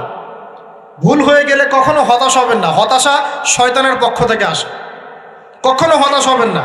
দেন ওযু করে জায়নামাজে দাঁড়িয়ে 2 রাকাত নামাজ পড়ে আল্লাহকে বলবেন, আল্লাহ আমার ভুল হয়ে গেছে, আমাকে মাফ করে দাও। পারা যাবে ইনশাআল্লাহ। জীবনে কখনো হতাশ হবেন না। জীবনে যাই হয়ে যাক না কেন, কখনো হতাশ হবেন না। মনে রাখবেন, আল্লাহ আপনার রব, আল্লাহ আপনার সাথে আছেন ইনশাআল্লাহ। অতএব নারীর ফিতনা থেকে নিজেকে বাঁচিয়ে রাখার চেষ্টা করুন, আল্লাহ পাক তৌফিক এনায়েত করুন। 7 নাম্বারটা হচ্ছে, এই সমাজ আপনাকে যেভাবে শেখায়, কিভাবে শেখায়? এই যে স্কুল, কলেজ, ইউনিভার্সিটি, চাকরি, বিয়ে, সন্তান প্রতিপালন, আর তারপর ইন্না লিল্লাহি ওয়া ইন্না ইলাইহি রাজিউন, এই তো শেখায় নাকি? সবসময় মনে রাখবেন যে আল্লাহ রাব্বুল আলামিনের পরিকল্পনাই আপনার উপরে সবচেয়ে বেশি অগ্রাধিকার যোগ্য, সমাজের পরিকল্পনা নয়। পরিবার আপনাকে চাপ দিচ্ছে, চাকরি পাস না, পড়াশোনা করিস না, হ্যাঁ পড়াশোনায় কেন তুই 80 নম্বর পাইলি না, কেন চান্স পেলি না, কবে চাকরি পাবি, কবে আমাদেরকে দেখবি, খাওয়াবি, পড়াবি, এই যে চাপগুলো চারপাশ থেকে আসে কিনা? অনেক যুবক দেখা যায় মাদকাসক্ত হয়, অনেকে দেখা যায় আত্মহত্যা করছে ইদানিং, করছে কিনা ভাই? এই শব্দটা থেকে আমি এই পয়েন্টটা আজকে লিখেছিলাম যে ভুলেও আল্লাহর প্রতি বিশ্বাস এবং তাওয়াক্কুল হারাবেন না। সমাজ যেভাবে শেখায়, সমাজ চারপাশে যে চাপ আপনাকে দিচ্ছে, এই চাপে নিজে গা ভাসিয়ে দিবেন না। আপনি আল্লাহর কাছে দোয়া করবেন, আল্লাহর কাছে পথ চেয়ে নেবেন এবং আল্লাহর প্রতি তাওয়াক্কুল ভরসা করবেন। কখনো আত্মহত্যার পথ বেছে নেবেন। কি হয়েছে? 80 নাম্বার পান নাই তো কি হয়েছে? আপনি চেষ্টা করেছেন কিন্তু চান্স পান নাই তো কি হয়েছে? চেষ্টা তো করেছেন আপনি চেষ্টা করেছেন ইউনিভার্সিটিতে চান্সের জন্য, আপনি চান্স পাই নাই, চেষ্টা করেছেন না আপনি? বাস, চেষ্টা করেছেন, পাই নাই, তাকদিরে ছিল পাই নাই, বাস। আমি আমার চেষ্টা করেছি। কখনোই আত্মহত্যার পথ বেছে নেবেন না। আর আমরা পিতা মাতাদেরকে রিকোয়েস্ট করব, কোনো অবস্থাতেই সন্তানকে এত বেশি চাপ দিবেন না যে সন্তানটার এই কোমরটাই ভেঙে চলে। এই সমস্যাগুলো দিন দিন বাড়ছে সমাজের মধ্যে। কেন এত চাপ দিচ্ছেন? তার প্রতিভা কোথায় খুঁজে বের করুন। তাকে জোর করে কেন টেনে লম্বা করার চেষ্টা করছেন? আমাদের সমাজে বাচ্চা হয়ে গেলেই তার পিঠে একটা সিল মেরে দেয়, হয় ডাক্তার না হলে ইঞ্জিনিয়ার। কেন? এর বাইরে কোনো প্রফেশন নাই? আমার সন্তানকে হয় ঢাকা বিশ্ববিদ্যালয়ে চান্স পেতে হবে, না হলে বুয়েটে, না হলে এখানে। এর বাইরে আর কোথাও পড়ারই জায়গা নাই। আর এখানে পড়লেই আমার সে ছেলে বা আমার মেয়ে একদম সবচেয়ে বড় জ্ঞানী হবে, অন্য কোনোভাবে হবে না, এটা গ্যারান্টি দেওয়া আছে? যারা সভ্যতা বিনির্মাণ করেছেন তারা কয়জন বড় বড় ডিগ্রি সার্টিফিকেট পেয়েছেন খুঁজে বের করে দেখেন, দেখেন খুঁজে বের করে। আমরা ফিলোসফির মধ্যে যে ফিলোসফারদের হিস্ট্রি পড়েছিলাম তাদের মধ্যে বেশিরভাগই দেখা যায় স্কুলেও যায় নাই, কলেজেও যায়। আছে না এমন? আছে। আমি বলছি না আপনারা যাবেন না, আমি বলছি জ্ঞানের মানদণ্ড এটাই নয় যে আমার সার্টিফিকেট অর্জিত হয়েছে, সার্টিফিকেটটাই জ্ঞানের মানদণ্ড নয় তো। হ্যাঁ, প্রতিযোগিতার একটা জগৎ আছে, আমাকে সে জগৎ উতরাতে হবে। আপনি চেষ্টা করবেন, যদি না হয় তাকদীরে ছিল, হয় নাই, বাস হয় না। আমাকে আল্লাহ পাঠিয়েছেন তার ইবাদত করার জন্য, এখানে আত্মহত্যা করার জন্য আল্লাহ আমাকে পাঠান নাই। আমার জীবন যদি দিতেই হয় তাহলে আল্লাহর জন্য দিব ইনশাআল্লাহ। ঠিক আছে কথা? ব্যাস, দুনিয়ার জন্য নয়। আল্লাহ পাক বোঝার তৌফিক দান করুন। কটা বললাম? 7টা না 8টা? 7টা। 8 নাম্বারটা ইম্পর্টেন্ট এবং এটা আপনাদের জন্য মজাদার। সেটা হলো 8 নাম্বারটা বেশি ইম্পর্টেন্ট। এটা হচ্ছে দিনের পথে চলার ক্ষেত্রে আপনি অনেক রকম মতবাদ পাবেন সামনে। কেউ বলবে আমারটা সঠিক, কেউ বলবে না ওরটা নয়, আমারটা সঠিক, কেউ বলবে না আমার দলটা সঠিক, কেউ বলবে না ওর সংগঠন সঠিক। এগুলো আপনার কান ভারী করে ফেলবে একদম। তখন মনে হবে যে আগেই ভালো ছিলাম রে ভাই, নামাজ পড়তাম না, এখন নামাজ পড়া শুরু করে দেখলাম যে আরে হাতটা বাঁধবো কোথায় এটাই তো ফিক্স করতে পারতেছি না। এখন আমার কিছু তো অভিজ্ঞতা আছে ভাই, নাকি ভাই? ওর আলোকে একটা কথা বল, সেটা হলো সমাজে কিছু ইখতিলাফি মাসআলা আছে, এই মাসআলাগুলো কানেও ঢুকাবেন না। আপনি ইবাদতের মধ্য দিয়ে আল্লাহকে পাওয়ার চেষ্টা করুন। এবং চিরায়ত একটা ইসলাম আমরা ফলো করছি না, এই ইসলামের মধ্যে এমন কিছু নাই যেটা আপনাকে জাহান্নামে নিয়ে যাবে, এমন কিছু নাই। হ্যাঁ, প্রত্যেকটা ঘরানার মধ্যে কিছু বিভ্রান্ত মানুষ থাকতে পারে, এমন কিছু মানুষ এমন আমল করছে যে আমলটা হয়তো কোরআন এবং হাদিসে নাই। এটা তার সমস্যা, কোরআন সুন্নাহর সমস্যা নয়। কথা বুঝতে পারছেন? এটা তার সমস্যা, সে এটাকে সেই বেদাতটা করছে, সেই শিরকটা করছে। তার মানে এই নয় যে কোরআন হাদিস আমাকে শিরক শিখিয়েছে, বেদাত শিখিয়েছে। কোরআন এবং হাদিসে যেটা আছে এটা সুন্দর এবং এটা চিরায়ত একটা ক্লাসিক্যাল ইসলাম আমাদের কন্টিনেন্টে আছে, বাংলাদেশেও আছে। এখানে থাকলে আপনি বিভ্রান্ত হবেন না ইনশাআল্লাহ তাআলা।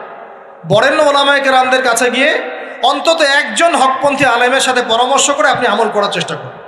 আর যে বিষয়গুলো নিয়ে ইখতিলাফ আছে এগুলো নিয়ে সমাজে মত পার্থক্য সৃষ্টি করে সমাজটাকে বিভক্ত করতে যায় না। আল্লাহর ওয়াস্তে মসজিদ ভাগ করতে যায় না, সমাজকে ভাগ করতে যায় না। জাতিগত ঐক্যটা রক্ষা করেন, আল্লাহ পাক বোঝার তৌফিক দান। আর যদি মানুষের মধ্যে খারাপ কিছু দেখি, ওই খারাপ কিছু বিষয়টা আমি এড়িয়ে যাবো ইনশাআল্লাহ। আর কোনটা ভালো কোনটা খারাপ আমি বুঝবো কিভাবে? আমি 10 জন আলেমের সাথে পরামর্শ করবো, বাস। আমি এত বড় আলেম নই, তাহলে আমি 10 জন আলেমের সাথে পরামর্শ করব যে হুজুর এই বিষয়টা চলছে, এটা সম্পর্কে আসলে বিষয়টা কি। একটা ঘরানার দিকে কখনো আপনি সাম্প্রদায়িকভাবে বায়াস্ট হয়ে যাবেন না। আপনি আপনার চিন্তাটাকে লিবারেল রাখবেন, হকটা যেখানে পাবো সেটা নিব ইনশাআল্লাহ। এমন নয় যে উনি বলেছেন বলেই হক আর কারোটা নিব না, ওনারটাই নিব, এভাবে চিন্তা করবেন না। হক যেখানে আছে সেখানে যাবেন আপনি ইনশাআল্লাহ। আল্লাহ পাক আমাদেরকে বোঝার তৌফিক দান। আর যে ইখতিলাফগুলো আছে এগুলো নিয়ে সমাজকে বিভক্ত করতে যায় না, মতানৈক্য নিয়েই ঐক্য হবে ইনশাআল্লাহ তাআলা। আল্লাহ পাক আমাদেরকে কথাটা বোঝার তৌফিক দান। আর শেষের দুটো হলো যৌবনকালে আমরা আমাদের পরবর্তী জীবনের প্রস্তুতি গ্রহণ করবো ইনশাআল্লাহ। কারণ বার্ধক্যের জীবনে আপনি কিন্তু এই কাজগুলো এখন করতে পারছেন, সেগুলো পরে পারবেন না। অতএব এই সময়ে আপনি আপনার রিজিকের একটা অংশ সঞ্চয় করার চেষ্টা করুন, কিছু সাস্টেইনেবল অ্যাসেট করার চেষ্টা করুন, যাতে পরবর্তী বয়সে গিয়ে আপনাকে দিনের দিকে কাজ করার জন্য দুনিয়ার ফিতনায় পড়তে না হয়। আল্লাহ পাক আপনাদেরকে হালাল রিজিকের ব্যবস্থা করে দিন, আমি দোয়া করি আল্লাহুম্মা আমিন। আর সবশেষ যেটা বলতে চাচ্ছিলাম, দেখুন যৌবনকালে আমরা যা করতে পারবো অন্য সময় পারি না। তাই এই যৌবনেই ইলম অর্জন করে আল্লাহ পাকের দিনের এই দাওয়াতের মেহনত আমরা শহরে শহরে, গ্রামে গঞ্জে, জেলায় উপজেলায়, প্রত্যন্ত অঞ্চলে সমস্ত জায়গায় পৌঁছে দেবো ইনশাআল্লাহ। যৌবনকালে আমরা বেশি বেশি দাওয়াতি কাজ করার চেষ্টা করবো, আল্লাহ পাক তৌফিক দান করুন। যতটুকু জানেন, আপনি এতটুকু জানেন না যে নামাজ পড়তে হয় 5 ওয়াক্ত, তাহলে নিজে পড়েন, মানুষকে নামাজের দাওয়াত দেন। আপনি এতটুকু জানেন না যে ভাই সুদ খাওয়া হারাম, জানেন কি না ভাই? ব্যাস আপনি মানুষকে বলেন যে ভাই হালাল খাই, সুদ না খাই। আপনি এতটুকু জানেন না যে জেনা করা হারাম, বাস আপনি আপনার বন্ধুকে দাওয়াত দেন, ভাই জেনার দিকে যাস না এবং হারাম অ্যাফেয়ার্সে যাস না। যতটুকু জানেন অতটুকু মানুষের কাছে পৌঁছে দেন। আল্লাহ পাক তৌফিক দান করুন। যুবক ভাইদেরকে আমি এই 10টা নসিহত করলাম আজকে, এই নসিহতগুলো একটু মেনে চলেন, যৌবনটা সুন্দর হবে ইনশাআল্লাহ। এছাড়া আর অনেক নসিহত আছে, এগুলো ওই যে বইগুলোর নাম বলে দিয়েছি, আল্লামা তাকি উসমানী হুজুরের যে বইগুলো, এগুলো পড়েন, ইনশাআল্লাহ দেখবেন আরো অনেক হেদায়েত আপনি পাবেন। মোটা দাগে কথা হচ্ছে ইলম অর্জন করতে হবে। রাজি আছে কিনা ভাই? রাজি আছে কিনা বলেন? ইলম অনুযায়ী আমল বাড়িয়ে দিব। রাজি আছে কিনা? হকপন্থী ওলামায়ে কেরামের সাথে পরামর্শ করে চলবো। রাজি আছে কিনা? আমরা যৌবনকালে হালাল রিজিক অন্বেষণের চেষ্টা করবো। রাজি আছে কিনা? যৌবনের সময়কে বিন্যাস করে চলবো, এলোমেলো জীবনযাপন করবো না। রাজি আছে কিনা? নারীদের ফিতনা থেকে বেঁচে থাকার চেষ্টা করব। রাজি আছে কিনা? আগামী দিনের জন্য, ইসলামকে এগিয়ে নেওয়ার জন্য দাওয়াতের মেহনত করব। রাজি আছে কিনা? আচ্ছা, এখন আসেন, এগুলো আমাদের করণীয় ছিল, আমাদের যুবকরা এখন করছে কি সেটা শুনুন। আমাদের যুবকরা এখন কিশোর গ্যাং করছে। কিশোর গ্যাং কি করছে? আপনাদের পরিবারের কর্তা যারা আছেন তাদেরকে আমি একটু রিকোয়েস্ট করবো, আপনার সন্তানের দিকে খেয়াল রাখেন। আপনার সন্তানকে যত ছোট মনে করছেন, আপনার সন্তান এখন এত ছোট নয়। কিশোর বয়সে সে এমন পাপও করে ফেলেছে যা আপনি এখনো করেন নাই। কিশোর বয়সে এমন এমন পাপ করা তার শেষ, যা আপনি এখনো চিন্তাও করতে পারেন না। অতএব সন্তানকে শুধু গায়ে গতরে বড় করলে হয় না। আমরা যে সন্তানকে মানুষ করার জন্য নিজের ঘাম ঝেড়ে দিচ্ছি, মানুষ করার অর্থ হচ্ছে ওর আত্মাটাকে গড়ে তোলা, দেহটাকে গড়ে তোলা নয়, তার আত্মাটাকে গড়ে তুলুন। সন্তান থেকে খেয়াল রাখেন। ঢাকা শহরে কিশোর গ্যাংয়ের দৌরত্বে টেকা যাচ্ছে না। রাস্তাঘাটে ছিনতাই করছে, মাদক সেবন করছে, মানুষের সম্পদ মোবাইল ধুপ করে কেড়ে নিয়ে দৌড় দিচ্ছে, এক গ্যাং আরেক গ্যাংয়ের সাথে মারামারি করছে। এগুলো শিখছে কোত্থেকে? এগুলো শিখছে আপনার ওই যে অপসংস্কৃতি দেখে দেখে। পশ্চিম থেকে, আমাদের পার্শ্ববর্তী থেকে অনেক অপসংস্কৃতি ঢুকছে ভিতরে, ওটা দেখে দেখে দেখে দেখে শিখছে কি করতে হয় না করতে।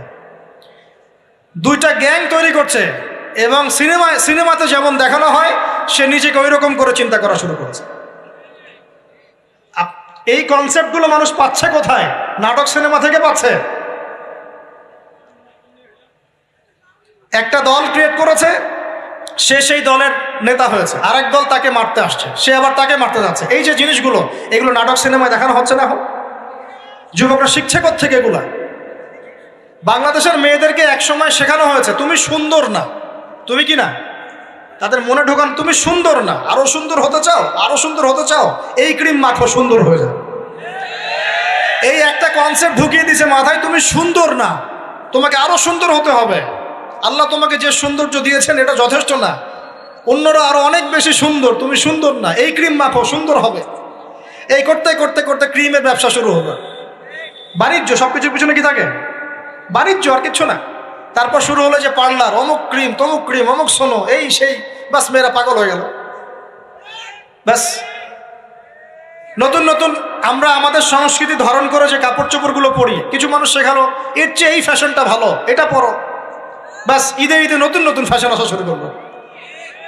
আর পাঞ্জাবি পায়জামা পরা তো আমাদের বাপ দাদাদেরই সুন্নত, এটা বাঙালিদেরই সুন্নত। সব বাদ দিয়ে এখন আমরা কি শুরু করেছি দেখেন তো। তো এগুলো কিন্তু মিডিয়া দিয়ে আপনাদেরকে ঢোকানো হয়, মিডিয়া থ্রু দিয়ে। আমরা দেখছি এখন যুবকরা, বহু যুবক মাদকাসক্ত হয়ে যাচ্ছেন, হচ্ছেন কি না?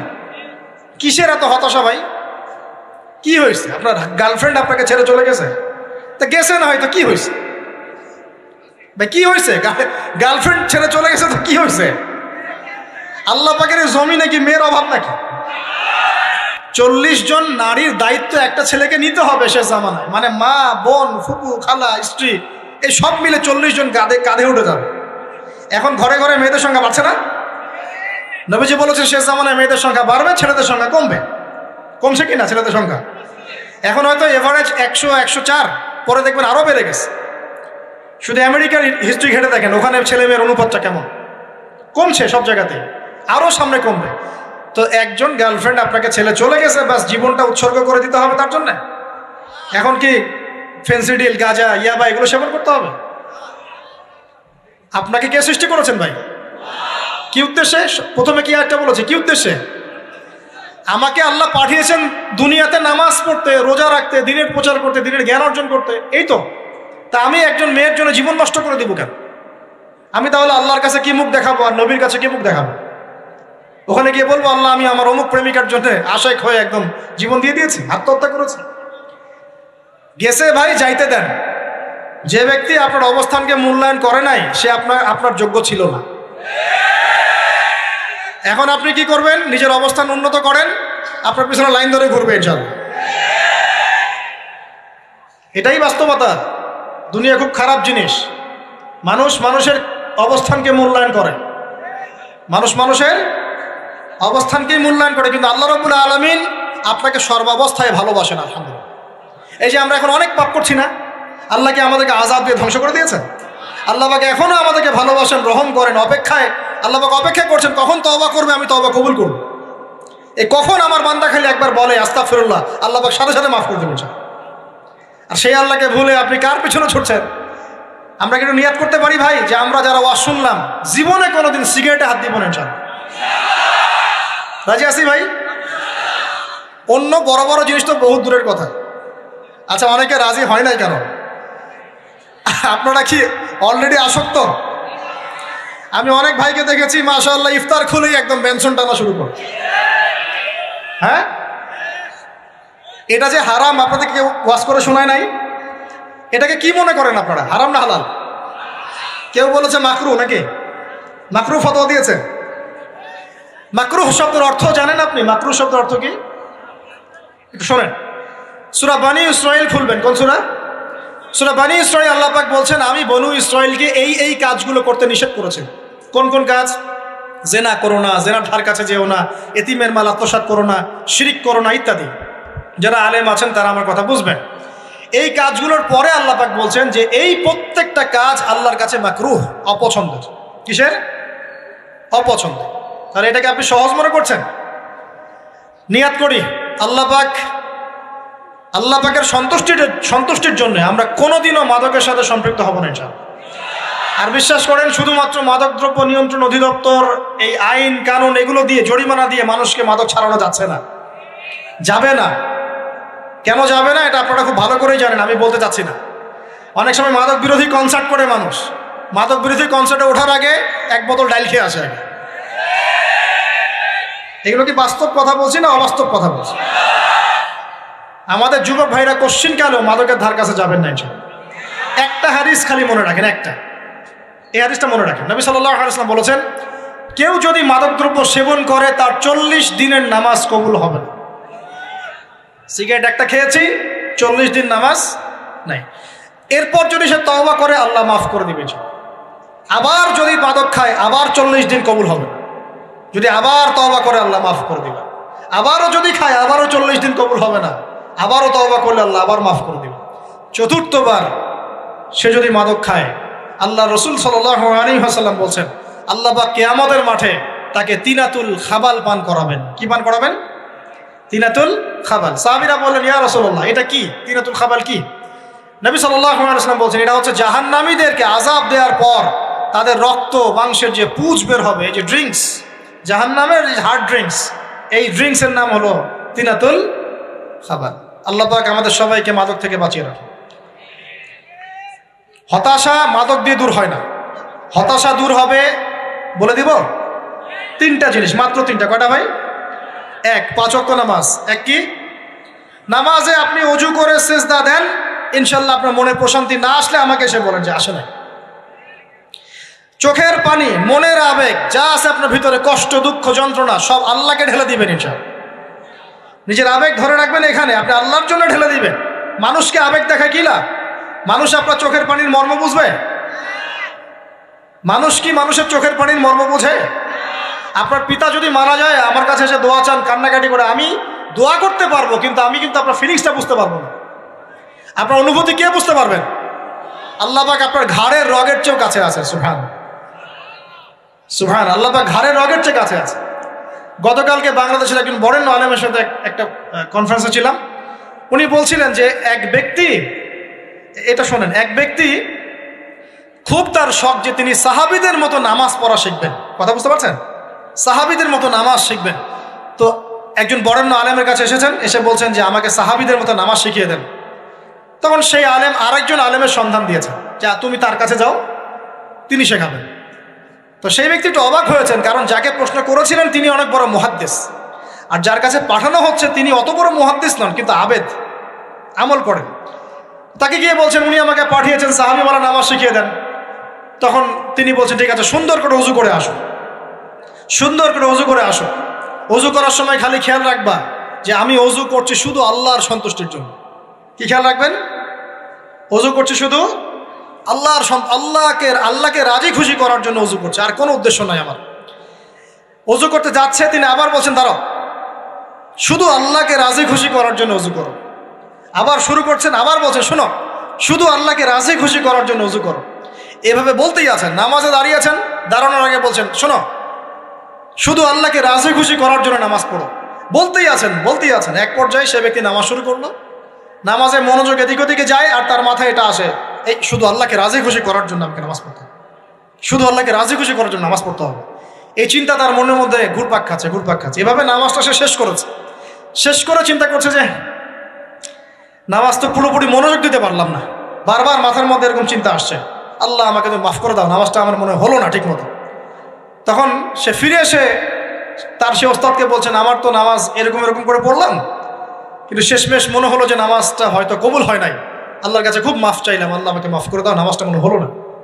তখন সেই যে প্রথম ব্যক্তি যিনি পাঠিয়েছেন তিনি বলছেন এটাই হলো সাহাবীওয়ালা নামাজ। তারা আল্লাহকে রাজি খুশি করার জন্য নামাজ পড়তেন, নামাজ শেষ করে আল্লাহর কাছে ইস্তেগফার করতেন, আল্লাহ কিছুই হলো না, কিছুই হলো। আমার কথা কি বুঝতে পারছেন? অতএব আল্লাহকে রাজি খুশি করার জন্য আপনি আপনার আবেগ, আপনার ইবাদত সব ঢেলে দিবেন, অন্য কারো কাছে কিছু পাওয়ার আশা করবেন। অতএব নামাজ আপনার মাদকের দিকে যাওয়া লাগবে না, নামাজই আপনার হতাশা দূর করে দেবে ইনশাআল্লাহ। 2 নম্বর আমল হচ্ছে কোরআন তেলাওয়াত। যে ব্যক্তি কোরআন তেলাওয়াত করতে পারে নিয়মিত, তার মনের মধ্যে এই হতাশা, এই ভীরুতা, এই কাপুরুষতা কিচ্ছু আসবে না ইনশাআল্লাহ। আমি গ্যারান্টি দিচ্ছি আপনাকে, হতাশা আসবেই না আপনার মনে যদি আপনি কোরআন বুঝতে পারেন। কোরআনের একটা আয়াত নিয়ে কোনো সময় দেখা যায় 2-3 ঘন্টা সময় পার হয়ে যাচ্ছে, আয়াতটা ছেড়ে সামনে যেতে পারছি না। কোরআনের ভিতরে ঢুকলে আপনি দুনিয়ায় ভুলে যাবেন কি হচ্ছে আশপাশে। আমি এমন অনেক আলেমকে দেখেছি যে একটা বই, পাতলা একটা বই, আরবি বই নিয়ে পড়া শুরু করেছেন, ওই যে ফজরের পরে জোহরের ওয়াক্ত হয়ে যাচ্ছে, বইটাই শেষ করতে পারেননি। বুঝতে পারবেন? যখন আপনি ইলমের ভিতরে ঢুকে যাবেন, কোরআনের ভিতরে, হাদিসের ভিতরে, আপনার দুনিয়ার খেয়ালই নাই। একজন আলেম তিনি এক রাত্রে একটা বই লিখেছিলেন, চটি বই, এক রাত্রের মধ্যে। বলা হচ্ছে তার সম্পর্কে বলা হচ্ছে যে রাতের খাবার তাকে দেয়া হয়েছে যে আপনি এটা খেয়ে নেন। তো যে খাবারটা পাশেই আছে, খাবারটা খাবো, এটা লিখে খাবারটা খাবো, এরকম তার চিন্তা ছিল। ফজর হয়ে গেছে, বই লিখাও শেষ, খাবার এই অবস্থায় পড়ে আছে, ডুবে গেছেন ভিতরে, খাওয়ার মাথায় তার খেয়াল নাই। এরকম হয়। একজন মনীষী, বিখ্যাত মনীষী, রিয়াদুস সালেহীন কিতাবের রাইটার, সংকলক আল্লামা নববী রাহিমাহুল্লাহ, এরকম সারা রাত চলে গেছে, পাশে 2টা খেজুর, ওই 2টা খেজুর খাওয়ারই সময় পান। হাদিস নিয়ে গবেষণা করতে রাত পার হয়ে গেছে। আমি বলতে চাচ্ছি যখন ইলমের ভিতরে, কোরআন হাদিসের ভিতরে ঢুকে যাবেন, আপনার দুনিয়ার খেয়াল আপনার চলে যাবে ইনশাআল্লাহ। এই টেনশন, হতাশা, এই সেই বাদ, তখনই আল্লাহ পাক আপনাকে তার পক্ষ থেকে রহমত দিবেন, বরকত দিবেন, আল্লাহ আপনার দুনিয়ার কাজগুলো করে দিবেন ইনশাআল্লাহ। তখন দেখবেন কেউ আপনার দুনিয়ার ওই কাজটা করে দিয়েছে, কেউ ওই কাজটা করে দিয়েছে, কেউ বাসায় খাবার পাঠিয়ে দিয়েছে, আল্লাহ পাকই এগুলো করাই দিবেন ইনশাআল্লাহ। তো প্রিয় ভাইরা, মাদকে যাব না আল্লাহর কাছে আসবো?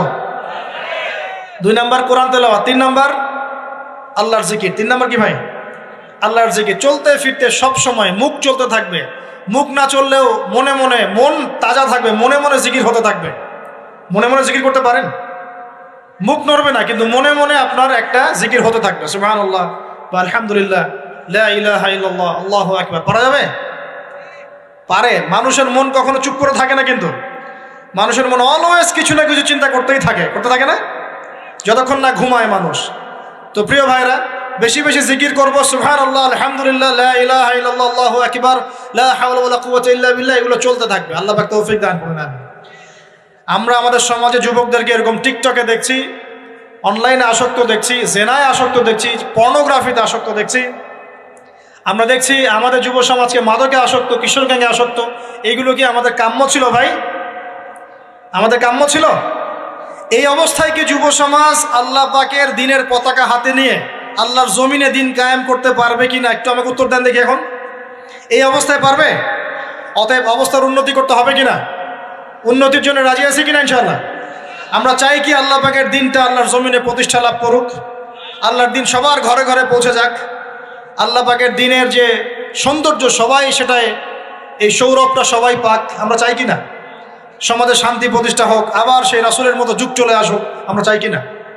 অতএব আমাদের সবাইকে যৌবনের এই প্রলোভনগুলো থেকে বেরিয়ে এসে আল্লাহ পাকের ইবাদতে আত্মনিয়োগ করতে হবে। আল্লাহ পাক আমাদের সবাইকে তৌফিক দান করুন, বলি আমিন।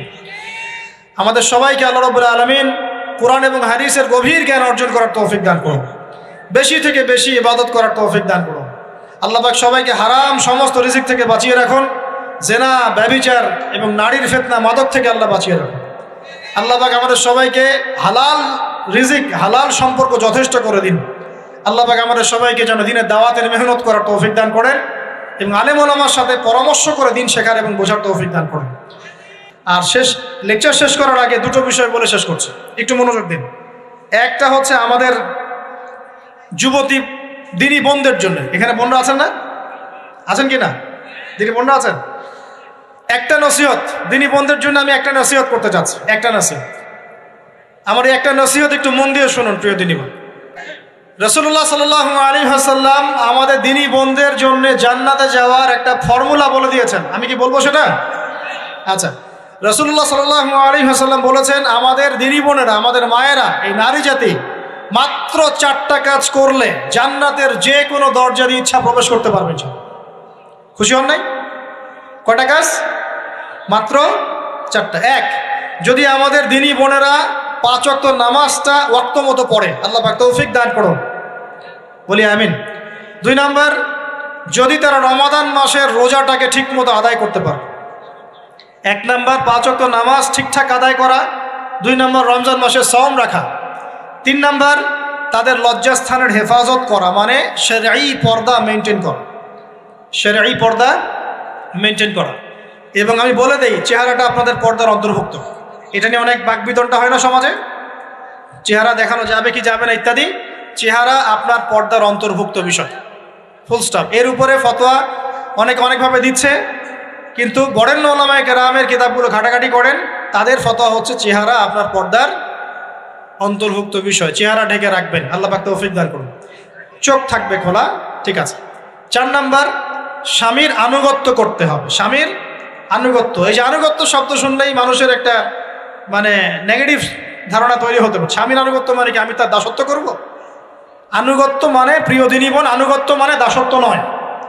আনুগত্য মানে কোরআন সুন্নাহর যে বিধানগুলো আপনার স্বামী আপনাকে পালন করতে বলবে, আপনি সেগুলো করবেন, আপনি করতে বাধ্য।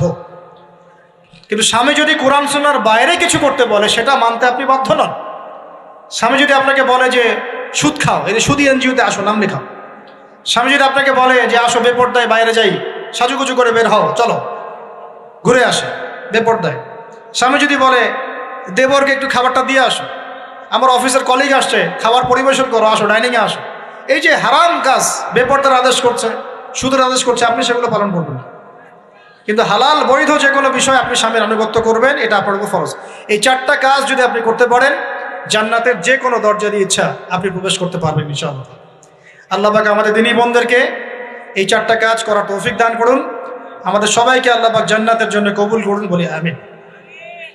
আর একটা বিষয় বলতে চাচ্ছিলাম, সেটা হলো ওই যে প্রথমে বলেছি যে সূরা ইউসুফের সেই সমাধানটা বলবো কি না? আচ্ছা, সূরা ইউসুফটা ইনশাআল্লাহ আমি আরেকদিন পুরো সূরাটা সংক্ষিপ্ত করে আলোচনা করব ইনশাআল্লাহ। যদিও একটা লেকচারে সম্ভব হবে বলে মনে হচ্ছে না আমার কাছে, 2টা বা 3টা লেকচারে নিয়ে আসবো ইনশাআল্লাহ। তবে আজকে একটা চিস্ট খালি বলছি। ইউসুফ আলাইহিস সালামের জীবনটা খুবই ট্র্যাজেডিপূর্ণ। নবীর পরিবার থেকে ভাইদের শত্রুতায় ওই যে কূপে চলে গেলেন, কূপ থেকে চলে আসলেন মিশরের বাজারে, সেখান থেকে বিক্রি করে দেওয়া হলো তাকে, রাজা তাকে কিনে নিলেন, তারপরে সেখানে তিনি বড় হতে লাগলেন রাজপ্রাসাদে। তারপরে ওই যে রাজার কি স্ত্রী তাকে জেনার জন্য আহ্বান করেছিল, সেখান থেকে তিনি জেলখানায় চলে গেলেন, আবার জেলখানা থেকে আবার মিশরের খাদ্য মন্ত্রণালয়ের দায়িত্ব পেলেন, তারপরে তিনি মিশরের শাসকের দায়িত্ব পেয়ে গেছেন, তাই তো? আচ্ছা, এর মধ্যে একটা জায়গা খালি বলবো আজকে আপনাদের। টপিকটা কি দিবা তোমরা? টপিকটা হচ্ছে চলমান বৈশ্বিক অর্থনৈতিক সংকটে ইউসুফ আলাইহিস সালামের সমাধান। মনে থাকবে? চলমান এই বৈশ্বিক অর্থনৈতিক সংকটে ইউসুফ আলাইহিস সালামের সমাধান কি ছিল? ইউসুফ আলাইহিস সালাম জেলখানায়। কোথায় বলেন তো? জেলখানায়। তখন দুজন ব্যক্তি তাকে বলছে, ইউসুফ, আমরা দুজন দুটো স্বপ্ন দেখেছি, তুমি কি স্বপ্নের ব্যাখ্যা দিতে পারবে? আমরা তোমাকে সত্যবাদী বলে মনে করি। ইউসুফ আলাইহিস সালাম বলছেন, খাবার আসার আগেই তোমাদেরকে স্বপ্নের ব্যাখ্যা দিয়ে দেব। একজন বলছে, আমি দেখলাম আমার মাথায় রুটি রাখা আছে আর পাখি এসে রুটির থেকে খেয়ে ফেলছে। আমার কথা বুঝতে পারছেন কিনা ভাই? আচ্ছা, দুই নাম্বার, দ্বিতীয় ব্যক্তি বলছে, আমি দেখলাম আমি শরাব পান করাচ্ছি আমার মনিবকে। কথা বুঝতে পারছেন? এখন ইউসুফ আলাইহিস সালাম বলছেন, তুমি যে শরাব পান করাচ্ছ মনিবকে, তোমাকে অতি সত্বর মুক্তি দেওয়া হবে ইনশাআল্লাহ।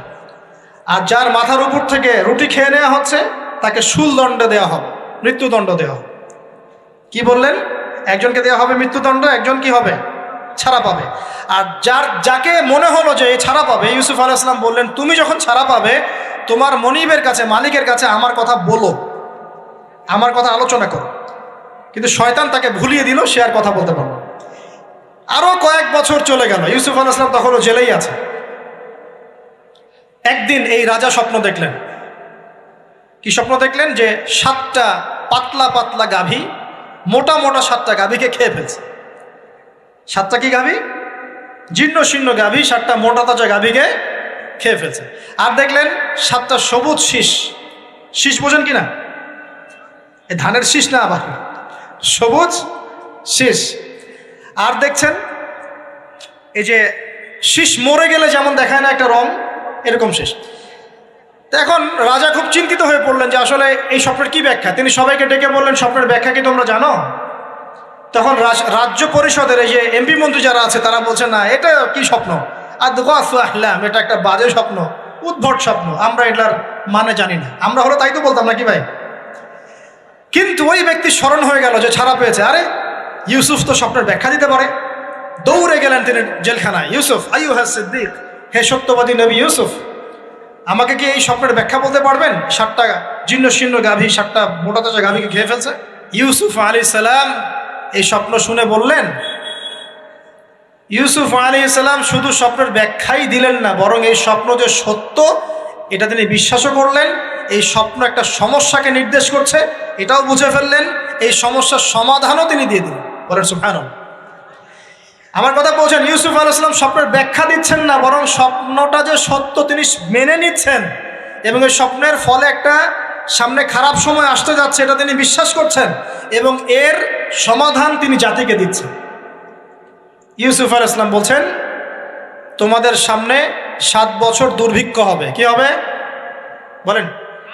7 বছর। সারা বিশ্বের অর্থনৈতিক প্রেক্ষাপটে একটু বিবেচনা করেন তো, যে আমরা একটা খারাপ সময়ের দিকে যাচ্ছি না আস্তে আস্তে, এবং নীরব একটা দুর্ভিক্ষ সারা ওয়ার্ল্ডে চলছে না? করোনার সময় ছিল, ওই সময় একটা সমস্যা ছিল, ইউক্রেন রাশিয়ার ইস্যু ছিল, আরও অনেক ইস্যু আছে, শুধু এগুলো ইস্যু নয়। অপচয় ইস্যু আছে, দুর্নীতি ইস্যু আছে, জুলুম আছে, তারপরে যে পারমাণবিক ক্ষেত্রগুলো আছে, বড় বড় পরাশক্তিদের চাপ আছে, অনেক ব্যাপার আছে, রিজার্ভ কমে যাওয়া, অনেক বিষয় আছে। সারা বিশ্ব একটা অর্থনৈতিক মন্দা দেখছে কিনা? ইউসুফ আলাইহিস সালাম বললেন, 7 বছর তোমাদের এখানে প্রচুর ফসল ফলবে। এটা 7টা সবুজ শীষ, প্রচুর ফসল ফলবে তোমাদের এই অঞ্চলের মধ্যে। তোমরা একটা কাজ করো, তোমরা ওই 7 বছরের ফসলের যতটুকু অংশ তোমাদের না খেলে নয়, অতটুকু দিয়ে তোমরা তোমাদের জনগণের চাহিদা পূরণ করো, আর বেশি অংশটাকে রিজার্ভ করে রেখে দিও। আমার কথা বুঝতে পারছেন? ইউসুফ আলাইহিস সালাম বলছেন না যে স্বপ্নটা সত্য, তিনি সমাধান দিচ্ছেন উল্টা। এটা তো হবে সামনে, স্বপ্ন সত্য মিথ্যা তো দূরের কথা, এটা সামনে হতে যাচ্ছে। 7 বছর তোমরা প্রচুর ফসল ফলাবে, এই ফসলের একটা বড় অংশ রিজার্ভ করে রেখে দিও, আর বাকি অংশটা দিয়ে তোমরা জনগণের চাহিদা পূরণ করো। মানে অপচয় করা যাবে না, যাবে কোনো সম্পদ অপচয় করা যাবে না। এরপর তোমাদের সামনে আসবে 7টা বছর দুর্ভিক্ষের বছর, আকাশ বৃষ্টি বন্ধ করে দেবে। আকাশ কি করবে? বৃষ্টি বন্ধ করে দেবে। তার মানে ওই 7 বছর আমরা কিভাবে চলবো তাহলে? এই যে রিজার্ভ করেছি, এই রিজার্ভ বা সঞ্চিত সম্পদ দিয়ে আমরা 7 বছর চলবো। এরপরে আল্লাহ রাব্বুল আলামিন 8ম বছরে আকাশ থেকে বৃষ্টি বর্ষণ করবেন, আবার ফসল ফলবে। কথা কি বুঝতে পারছেন? এই ব্যাখ্যা অন্যরা দিতে পারলো না, ইউসুফ আলাইহিস সালাম দিতে পারলেন। এই ব্যক্তি দৌড়ে গিয়ে রাজাকে বলল, এই হলো স্বপ্নের ব্যাখ্যা। রাজা ইউসুফ এই স্বপ্নের ব্যাখ্যা দিয়েছেন। রাজা কত বিচক্ষণ ছিলেন, রাজা সত্য মিথ্যা চিনতেন। তিনি বুঝতেন যে আসলেই সত্য কাকে বলে, মিথ্যা কাকে বলে। এই আমার এমপি মন্ত্রীরা শোনো, তোমরা কেউ সমাধান দিতে পারো নাই, ইউসুফ সমাধান দিয়েছে। ইউসুফকে আমার কাছে নিয়ে আসো, আমি তাকে আমার কাছে নিকটে আসন দিব, বলেন সুবহানাল্লাহ। এবার ইউসুফ আলাইহিস সালামকে ডেকে তিনি সম্মানিত করলেন। সম্মানিত করে বললেন যে কোন দায়িত্ব দিলে তুমি আমাদের এই রাজ্যটাকে বাঁচাতে পারবে এই দুর্ভিক্ষের হাত থেকে। ইউসুফ আলাইহিস সালাম নিজে বলছেন, আমি হচ্ছে বিশ্বস্ত মানুষ, আমি হচ্ছি রজুলুন আমিন, আমি বিশ্বস্ত এবং আমি আস্থাভাজন। আমাকে আপনি খাদ্য মন্ত্রণালয়ের দায়িত্ব দেন, ইনশাআল্লাহ আমি এই প্রবলেমগুলো সলভ করবো ইনশাআল্লাহ। এরপর তাকে দায়িত্ব দেওয়া হলো খাদ্য মন্ত্রণালয়ের। 7 বছর তিনি এরকম পলিসি গ্রহণ করলেন। মিশরের লক্ষ লক্ষ মানুষ পরবর্তী 7 বছরের দুর্ভিক্ষ থেকে বেঁচে গেছে। কোরআন তো মূল্যায়ন করি না আমরা, আর কোরআনের কথা যারা বলে ওদেরকেও মূল্যায়ন করি না। এই জন্য আমরা বলছি, বর্তমান চলমান অর্থনৈতিক সংকটের সবচেয়ে বড় বড় সমাধান হচ্ছে এক, ভাই জনগণ হই আর সরকার হই, কোনো সম্পদ অপচয় করা যাবে না। আমরা সম্পদ অপচয় করি না? আপনি উজু করেছেন, আপনি 1 বালতি পানিতে উজু করেছেন, ট্যাপ ছেড়েছেন, মসজিদের 1 বালতি পানি চলে গেছে, কেন পানি অপচয় করবেন? আমাদের 5টা ফ্যানের দরকার নেই বাসায়, আপনি 5টা ফ্যান চালাচ্ছেন কেন? আপনি ঘর থেকে বের হলেন, ফ্যান চলছে, কেন চলছে? ঘর মুছেছেন, ফ্যান ছেড়ে দিয়েছেন, ওই যে পাখা বাতাসে শুকাবে মাটি, কেন? এসি চালিয়েছেন, 24 ঘন্টা চালানোর কি দরকার? 2 ঘন্টা চালিয়ে বন্ধ করলে হয়। বিদ্যুতের ব্যাপার, গ্যাসের ব্যাপার, তেলের ব্যাপার, আমরা কি কম অপচয় করি মনে হচ্ছে আপনার কাছে? আমরা প্রচুর অপচয় করি। আর আমরা জনগণরা সাধু না, আমরা বেশি অপচয় করি। আমরা অপচয় করি না ভাই? প্রমাণ আপনি নিজের বাসায় পাবেন। পানির অপচয়, আপনার তেলের অপচয়, আপনার গ্যাসের অপচয়, আপনার বিদ্যুতের অপচয়, এইগুলোর উপর কঠিন আইন করা দরকার। অপচয় করলে শাস্তি দিতে হবে, অপচয় করা যাবে না।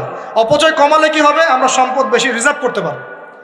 এই যুগে কি কি সম্পদ রিজার্ভ করলে আমরা সচ্ছল হতে পারবো, এই হেদায়েতগুলো আপনাকে ওই সোকল প্রোটেস্ট্যান্ট মৌলবীরা দিতে পারবে না ইনশাআল্লাহ তাআলা, কারণ তাদের কাছে ইকোনমিক্সের জ্ঞান নাই। এই যুগে যদি আমরা গ্যাস রিজার্ভ করতে পারতাম, তেল রিজার্ভ করতে পারতাম, গোল্ড রিজার্ভ করতে পারতাম, সিলভার রিজার্ভ করতে পারতাম, এবং যে কারেন্সি সারা ওয়ার্ল্ড ওয়াইড চলছে এখন, এগুলোকে রিজার্ভ করতে পারতাম, এবং জনগণের যতটুকুতে প্রয়োজন এতটুকু সাপ্লাই করে বাকিটা রিজার্ভ করে রাখতে পারতাম, আসন্ন সময়ে এটা দিয়ে আমরা বৈশ্বিক সংকট মোকাবেলা করতে পারতাম। আমার কথা রাগ করলেন? আমি কি কারো শত্রু? কোন দলের লোক? আমি আপনাদের জাতির একজন, আপনার দিনই ভাই, আপনার শুভাকাঙ্ক্ষী, এবং আপনি আর আমরা ভাইয়ের মতো। কিসের মতো? নিজের ভাইয়ের মতো। আপনার গায়ে আঘাত লাগলে আমি কষ্ট পাবো, আপনাকে কে গালি দিলে আমি কষ্ট পাবো। আমাদের জনগণের ক্ষতি হলে আমাদের বুক কাঁদবে না? জনগণের ক্ষতি হলে, দুঃখ দুর্দশা হলে আমাদের বুক কাঁদা উচিত, উচিত কি না? আমাদের সবাইকেই যার যার দায়িত্ব পালন করতে হবে। আমরাও অপচয় বন্ধ করে দেবো ইনশাআল্লাহ তাআলা। রাজি আছি ইনশাআল্লাহ? যত বাকি বকেয়া সব আছে সব পরিশোধ করার চেষ্টা করবো ইনশাআল্লাহ। আমরা সরকারি সম্পদ অন্যায়ভাবে আত্মসাৎ করব না, এবং আমরা আমাদের সমাজে যত দুর্নীতি আছে এটা বন্ধ করতে হবে। যত প্রকার দুর্নীতি আছে বন্ধ করতে হবে, যত কালো টাকা আছে সাদা করতে হবে, এবং সাস্টেইনেবল অ্যাসেটগুলোকে রিজার্ভ করতে হবে। তাহলে আগামীতে বিশ্ব ডুবে যায়, যাক, বাংলার মাটি ডুববে না ইনশাআল্লাহ। ইউসুফ আলাইহিস সালাম এই হেদায়েত আমাদেরকে দিয়ে গেছেন, কোরআনের মাধ্যমে আল্লাহ এই হেদায়েত আমাদেরকে দিয়ে গেছেন। আল্লাহ পাক আমাদের সবাইকে কোরআন বোঝার তৌফিক দান করুন।